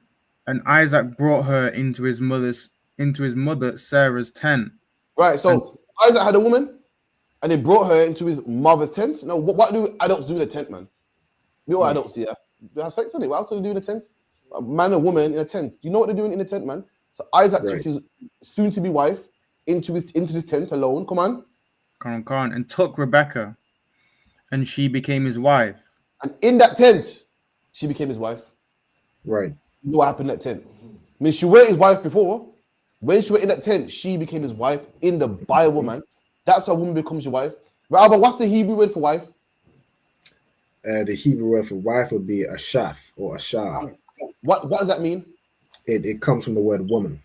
And that's what it means, man. That's what the Bible's a black man's book, man. The translators put the word wife there so you can understand it. But in Hebrew, there's no such word called wife. The word's just woman. Right. Meaning what? Before he had sex with her, she was just a woman. Mm-hmm. When he had sex with her, she was his woman. He owns her now. A man possesses that woman. She's my woman now. Ain't that how black people talk? Yeah, I'm gonna call my girl right now. I'm gonna call my woman, man. The translators put wife in the Bible. Wife, they were Christian. So they put words in there so the modern English reader can understand today. But in Hebrew, that word wife ain't there. It's woman. Right. I mean, he found himself a woman, had sex with her, now she's my woman now. You know what I mean? This man, she's mine, she belongs to me now. Mm-hmm. She don't cook for anybody that cooks for me now. She don't answer to anybody, she answers to me now. That's how you make a woman become your woman, by having sex with her. You have sex with a woman, she's your woman now. No man can have sex with her but you. Sorry, Alba, I'll give some more work to do. Get me the origin of the wedding thing. The wedding ring. Cool. Come on. The wedding ring. Mm-hmm. Sorry, did I cut you off? Nah, I said the wedding ring, right? Mm-hmm. I got it right here, sir. Come on. Let me share up on the screen. It says the wedding ring tradition originated with the ancient Egyptians over 5,000 years ago. There you go, man. So no, the answer is we don't have weddings like the Christians. Why? Because wedding rings ain't in the Bible. That's right. The question was, do we have traditional weddings like Christians? And the answer is no, because Christians have wedding rings, and wedding rings ain't our culture, man. Ain't nothing wrong with getting your wife some jewelry. Ain't nothing wrong with wearing a ring, but the whole hold their hand and sliding the ring on this finger. Where does it come from, Alban? It comes from ancient Egypt, and then later on, it says ancient Egypt over 5,000 years ago. Come on. Mm-hmm. It says who exchanged rings made from reeds or hemp as a symbol of eternal love and commitment, believing the fourth finger on the left hand held the vena amoris, the vein of love, directly connected to the heart. There you go. Can you do that? When the Bible goes to heaving our vein, the vanity and stupid, this is what they believe, that this finger is connected to the heart, connected to all your emotions. That's the thing they believe in, man. Just like they believe in kissing a stone brings you good luck, and kissing a cross, and bowing down to a cross, and circling a stone. This is the thing they believe in. And the Lord said he didn't want us following this garbage, man. Okay. They believe that this ring, this finger here, this is a finger, man. Helps you picture it up. That's what it does. There's no scientific proof. And these are one of the costs that they believed in, that it was connected to your, Anyway, one more thing, I'll let you go. Type in. If I could just read on this little part at the end, sir. Come on. It says, this practice evolved with the Romans, who used more durable materials like iron and gold. And also, Rob, this goes back to what you're saying, man. Goes right back to what you're saying. When it says what that America caused what you to serve the beast before him. Now it's American culture to get married. Where did they get that from? The Romans, man, who got it from the Egyptians. When you're getting married, you're following the beast that was before him. That's where it comes from, Slacky, brother. Give me the mic, please. So this would have been one of the main things. The Most I said, do not do the things that thou did when thou was in Egypt. There you go, man. Yeah, so brother's right. When the Lord said, don't follow the Egyptians, don't do the things that you done in Egypt, this will be one of them, man. Getting down on one knee and sliding some ring on some girl's finger. And let me tell you something, ain't nothing, the Egyptians don't have a pattern on jewelry. Ain't nothing wrong with getting your woman some jewelry, ain't nothing wrong with getting her a ring. But I'm talking about in the sense of marriage and this custom here. It is pagan. It's not our culture. It's Egyptian culture. But getting your wife a ring, ain't nothing wrong with that, man. Women love a little bling, want to show the world off, like we want to show the world they got a man that buys them jewelry. Ain't nothing wrong with that. But wedding rings are unlawful, the Egyptian custom. Go on. That's right. The practice evolved with Romans who used more durable materials like iron and gold, and also viewed the ring as a symbol of ownership and a binding contract. The symbol there you of the go. circle. So prior to that, they was using hemp and string. The Romans came and started using iron, and over time it became a big fat rock. And now it's a it's a ring that you paying off. You paying off for years and shit. The girl left you, you still paying the ring. The girl left you still paying off the ring. Good night. She like new man. You know what I mean? She's holding his hand, with your ring. Can you believe that? Scratch his back with your ring, Boy, you're making down payments. So lucky I want my ring back. Right. I don't care how bitter it sounds about my ring, man. My fucking ring back, man. So lucky. Give me one more thing, let you go. Give me Chat GPT. Put in Until Death Do Us Part. It should pop up on Chat GPT. It comes from a book called the Book of Common Prayer. That's where it comes from, not the Bible. Hold on. Do us part.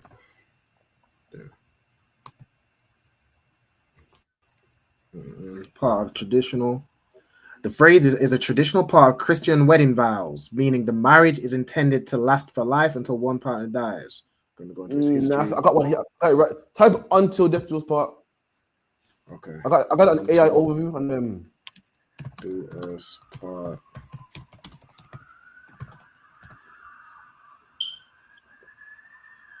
There you go. It says earliest use. The word traces back to the Book of Common Prayer, 1549. Look at that. 1549. That is recent, man. You can find it comes from a Book of the Common Prayer, which you can find in England. You can find it today in the British Museum. That is recent, man. It's like just before slavery time. Recent. So how you think Abraham was getting married, man, and Adam was getting married, man? The Lord could not have sat Adam down and said, "Listen, do you take Eve to be a lawful wedded wife?" Right. If his book came out in 1549, Abraham did not sit down with Sarah, man, and say, "To death do us part, man." So for sickness, for health, and for better, for worse. But this book came out in 1549, man. Wedding vows don't exist. There is a vow that does exist, though. That's when you come in the truth, man, and make your oath. That vow you should honor. You got people taking oaths talking about, I got an oath, man. I got a woman. Damn that, man. Right. Damn that, man. This is, this oath that you all break anyway. Come in the truth, man. Do your all black and really honor your oath, man. To serve the Lord. We ain't got to take no oath with your mouth, man.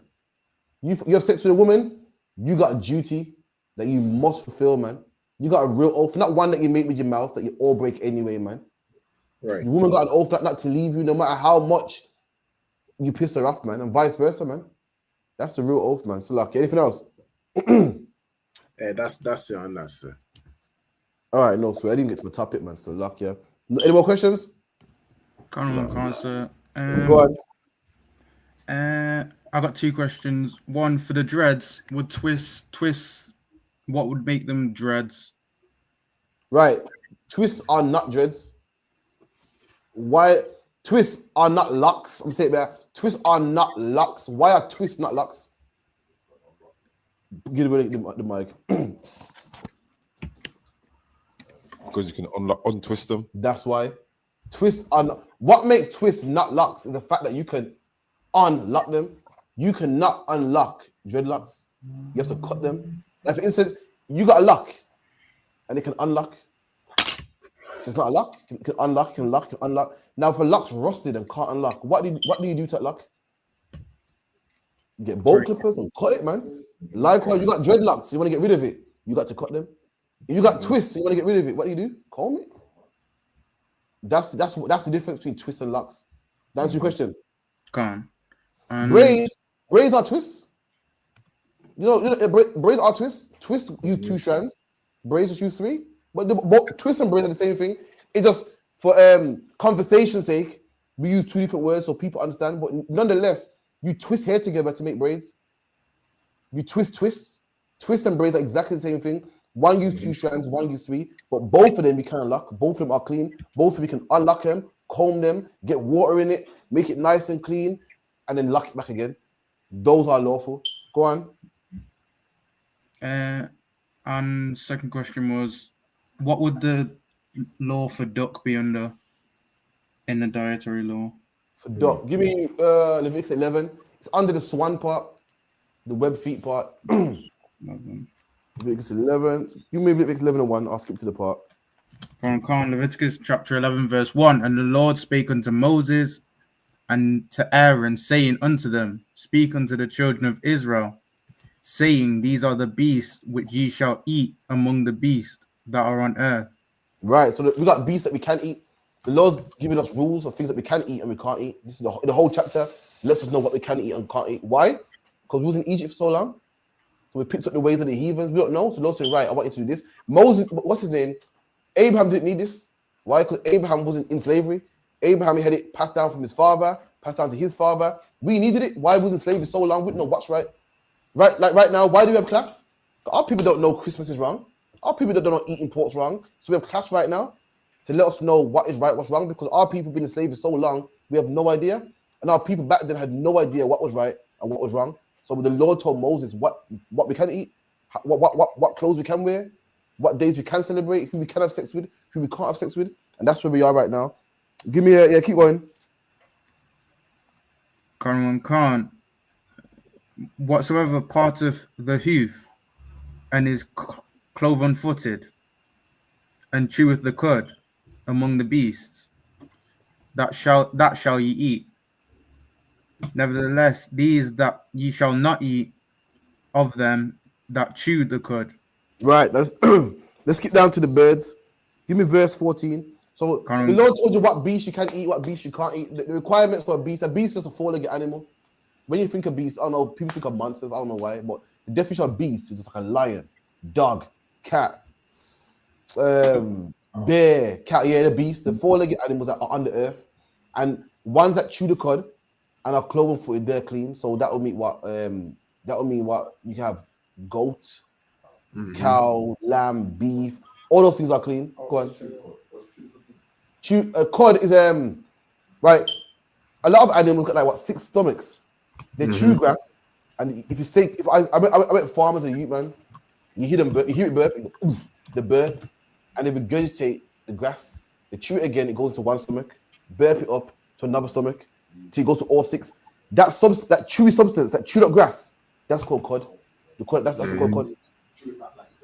It's like that mush, that chewed grass mixed with spit and nastiness. It's called cod. You know, I got a pair on screen, sir. As well. It says chewing cud or rumination is the process where ruminant animals like cows, sheep, and goats regurgitate partly digested food from their multi-chambered stomach to re-chew it in their mouths. There you go. So they burp up, they regurgitate, they vomit it back up. And that substance, they chewed up grass with vomit and dirt, that is called cod. That's correct. If an animal don't chew cod, a lion don't chew cod, you know what a lion chews? It doesn't chew, it bites flesh. Boom, done. A bear bites flesh, eats fish. I think he eats fish. Bam, eats. You seen the best eat? Just grab a salmon, boom, put it in his mouth. He don't chew cod. That don't get vomited back up. It don't go into 6 different stomachs just one time. Those animals you can't eat, but the ones that chew the cod you can eat.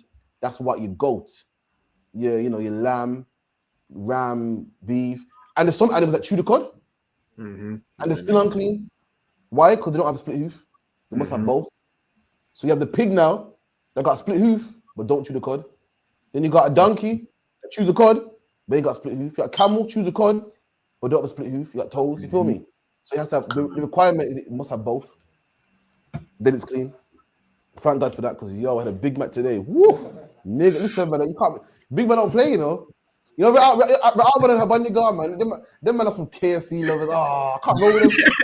You know what these man? Talking about KFC, like, nah, man. You got it's a McDonald's thing, man. It's a luck, yeah. These man are Benjamites, man. Eat a chicken. These man go for a whole bucket, man. I'm thinking, yo, are you not sick after chicken number 3? It's too much chicken, man. These man, Robert's like, nah, so it's a luck, yeah. Chicken. KFC never lets me down, Never forget again. That's facts. Oh, it's a luck. You reckon? You ever have a whole bucket of dry chicken? Instead of squeeze a ketchup packet on it to make it work. I can't do it, man. It's too much for me. But hey, it's not a law. These men are KFC, man. But the animals I eat chew the cod. Okay, so luck, yeah. So all I can say. I understand, sir. I understand. No, sir. Go to 14. Go to verse 14. Khan, and the vulture and the kite after his kind. Right. So these are the birds you can't eat. You can't eat the vulture after his kind.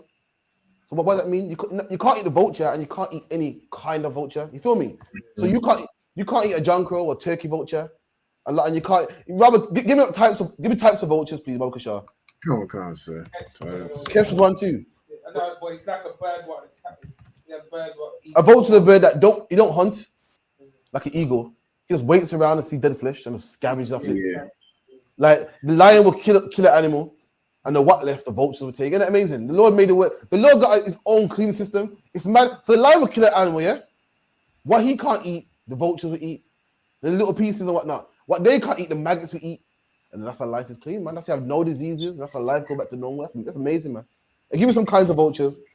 Khan, you got Flaky. You got the turkey vulture, black vulture, bearded vulture, Egyptian vulture, king vulture. And which one? Which one can you eat? None of them. Why can't you eat none of them? Because you can't eat a vulture or its kind. There you go, man. You can't eat the vulture or its kind. Any kind of vulture, not the turkey one, not the Egyptian one, not the black one, the whole kind you can't eat. Keep it in, Habaniga.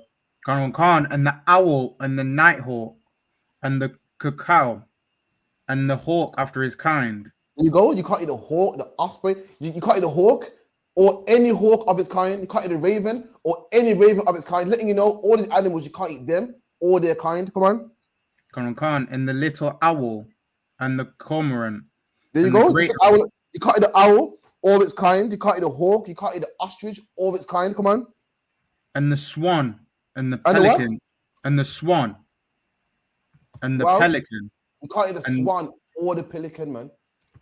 All of their kind. What is a kind of swan? What is a kind of pelican? A duck. Listen, man. You find it. Where do you find the swans? In the park. Where do you find the ducks? In the said park, same park. A duck is a kind of swan. Listen, one's bigger than the other, exactly the same. One's got a longer neck, same web feet. They're both on their breasts, swimming, paddling along. They all swim in a straight line. They both lay eggs. They both got the same beaks. One's bigger than the other. The pelican, same thing, exactly the same. Got the same kind of beak. All it is a kind of duck. That's where duck is in the scriptures, where you can't eat duck. It's the same kind as a pelican, same kind as a swan. Get me? One's smaller. Now you got a rat and a mouse. They're both rodents, both unclean. The Lord made kinds of creatures. That's why he's letting you know you can't eat this animal or its kind. Because man will say, a man will get technical. You know, niggas, man, get technical, man. I don't eat no rat. My man of the gerbil. You get me? So the Lord, you gotta make it plain as day, man. That you can't eat that or its kind. You feel me? Because someone gets smart, man. You know what I mean? They get smart in jail. Remember, a man in jail have sex with a man. Talk about no one never. He's a bitch. What? Or he put a wig on. You feel me? Or my rib, she put on a strap on and she pegged me. So that is different. That's the shit man I'm talking about. That's what the Lord got to be clear. Because people would bend stuff up, man, and try to make it like, yeah, but I'm the giver. And all. You know, that nonsense there. People do it. It might sound crazy, but people do it. They do it. That's why the Lord said the raven after his kind, the swan, the pelican after his kind. You feel me? If I could, sir. Go on. If I could get this up right quick as well. It said swans and ducks are closely related. They belong to the same biological family, the Anatidae. It also includes geese as well. See, even geese as well. You know what I mean? All the goose you can have is grey goose, man. So lucky. Remember grey goose used to slap back in the day. You don't buy it no more, man. It was strong, man. Yo. The only goose everyone, grey goose was like so rock at the time, and everyone was like, yo, everyone was rapping about grey goose. That's the only goose you can have, man. Grey goose, man. Geese, swan, duck, they're all from the same family. I don't even need the internet. I can look at them, look exactly the same. I swear they're all quack as well. They're all them quack, man. They're all the same. They all look the same. One's just white, one's just bigger, one got a large neck. Like dogs, for instance. The Bible goes, you can't eat dogs, man. Right. You don't say, well, the Great Dane's different, or the Chihuahua. It's all the same. Some of them are bigger in size, some of them are smaller in size, some of them got hair, some got short hair, some got long teeth, some are canine dogs, some are bully breeds, but they're all dogs, all after its kind. Man can tell like dogs, innit? But but yeah, you can't do it, man. We got one last question. One question, yeah. I didn't get to my topic, man. I meant to go to reincarnation, so luck, yeah. Ain't no sweat. I think this is on the topic of reincarnation. It's lucky. We got Sister Bathara Wana. She said in chapter 7, Wisdom of Solomon, was that Yahushai as Solomon? I'm not too sure what verse, but see if I can find. What is it? 7 or what? Wisdom of Solomon, chapter 7.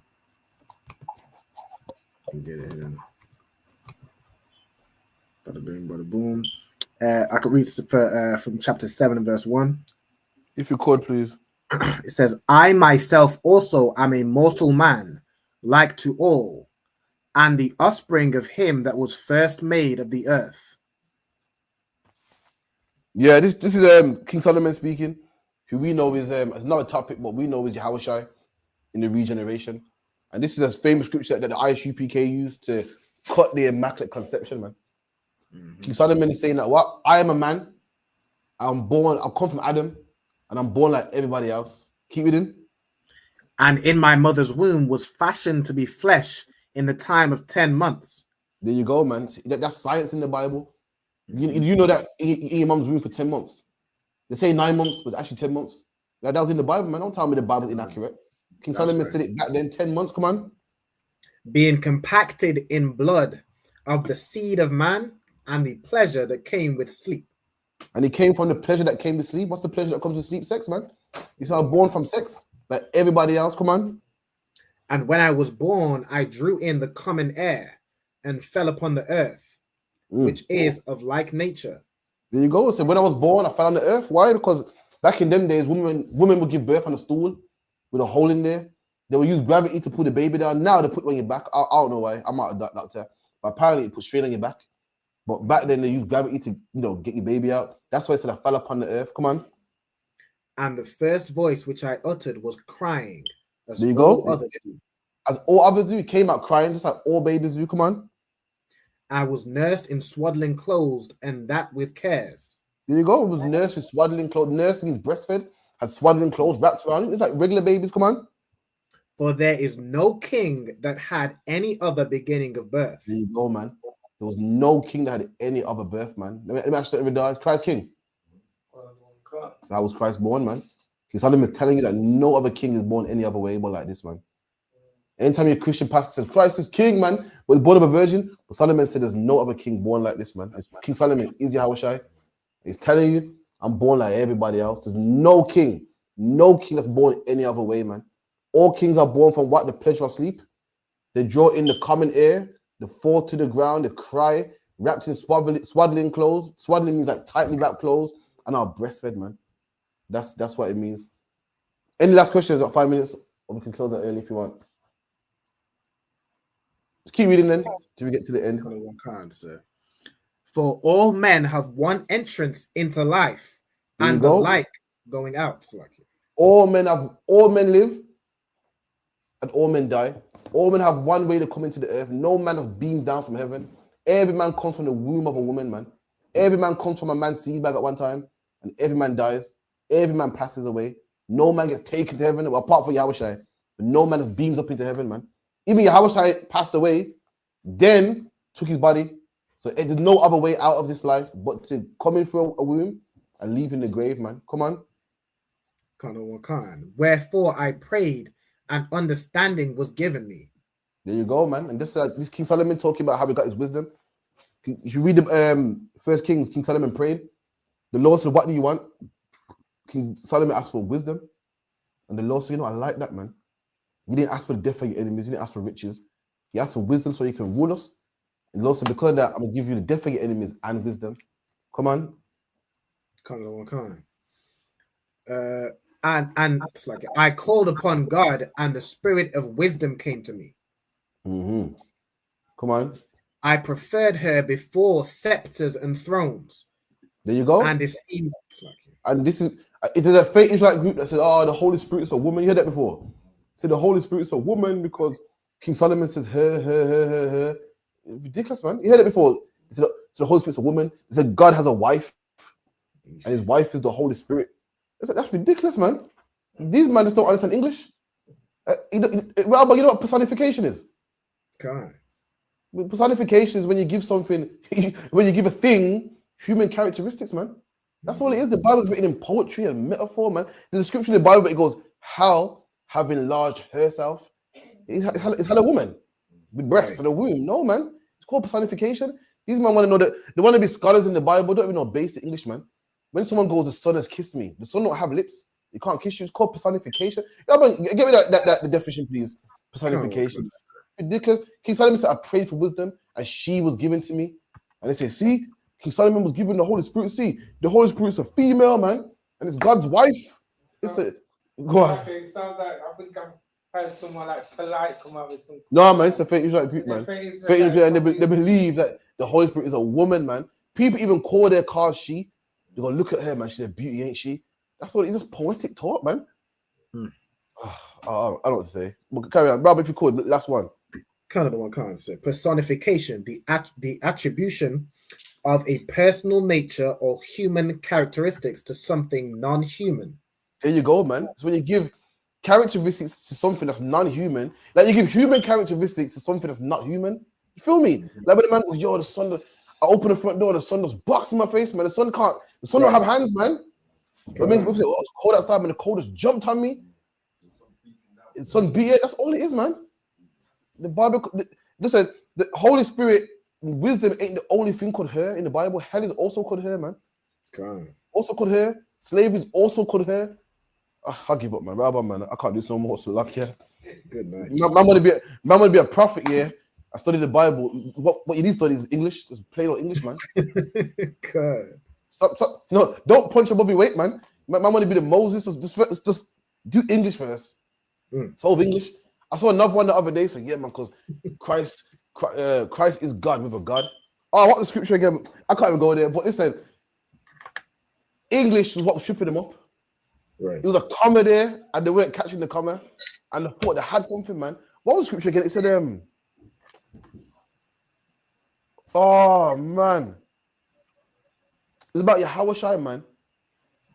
Yeah, that was it. It goes the Holy One of Israel and his God. That was it.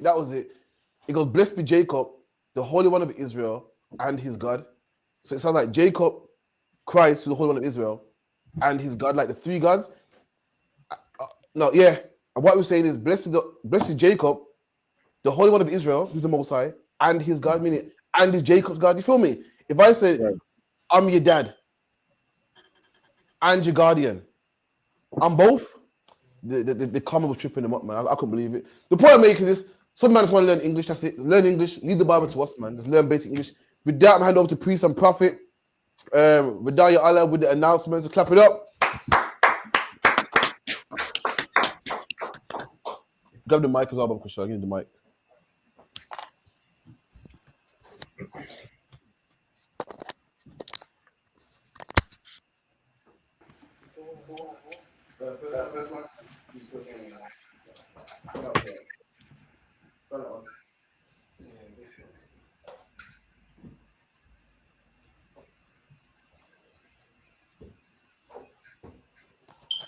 ISUPK security announcements. We are the ISUPK, started at 1 West 125th Street, Harlem, New York. Rules for a new brother and sister. When a new brother or sister come into the school, they are off limits for 6 months. They are to be saluted only. They are here to shed themselves of the world. If they need transportation, the teacher will arrange it. After 6 months, if a brother or sister has an interest in a particular person, he or she must get permission from the head to speak to a brother or sister. There is another 6 months in which a brother or sister will court each other. After this 6 months period, the brother or sister will get permission from the head to marry. Tithes, which is a commandment. Numbers 18:21, Malachi 3, verse 8 through to 10, means 10th in the Hebrew, Masharah, 10% of every increase the Lord gives you. Give to the Treasury Department or teacher. Priest funds, free will offerings to priests, not mandatory. Whatsoever amount you would like. Open coming holy convocation. Is it this 21st of September? 21st September.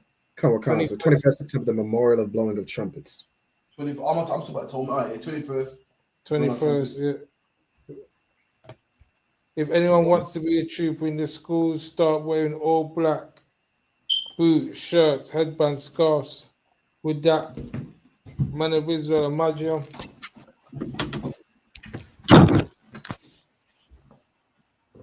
Amajium Shabbat. Amajium Barak. Yahweh Yahweh Hashem Yahweh Shai Barakatah. Yahweh Hashem Yahweh Shabbat. Rajimata. Saw good sister. Okay, salute. Amajium. Amajium Shabbat. Amajium Barak. Yahweh Shema Hashem Yahweh Shai. Rajimata. Dismiss.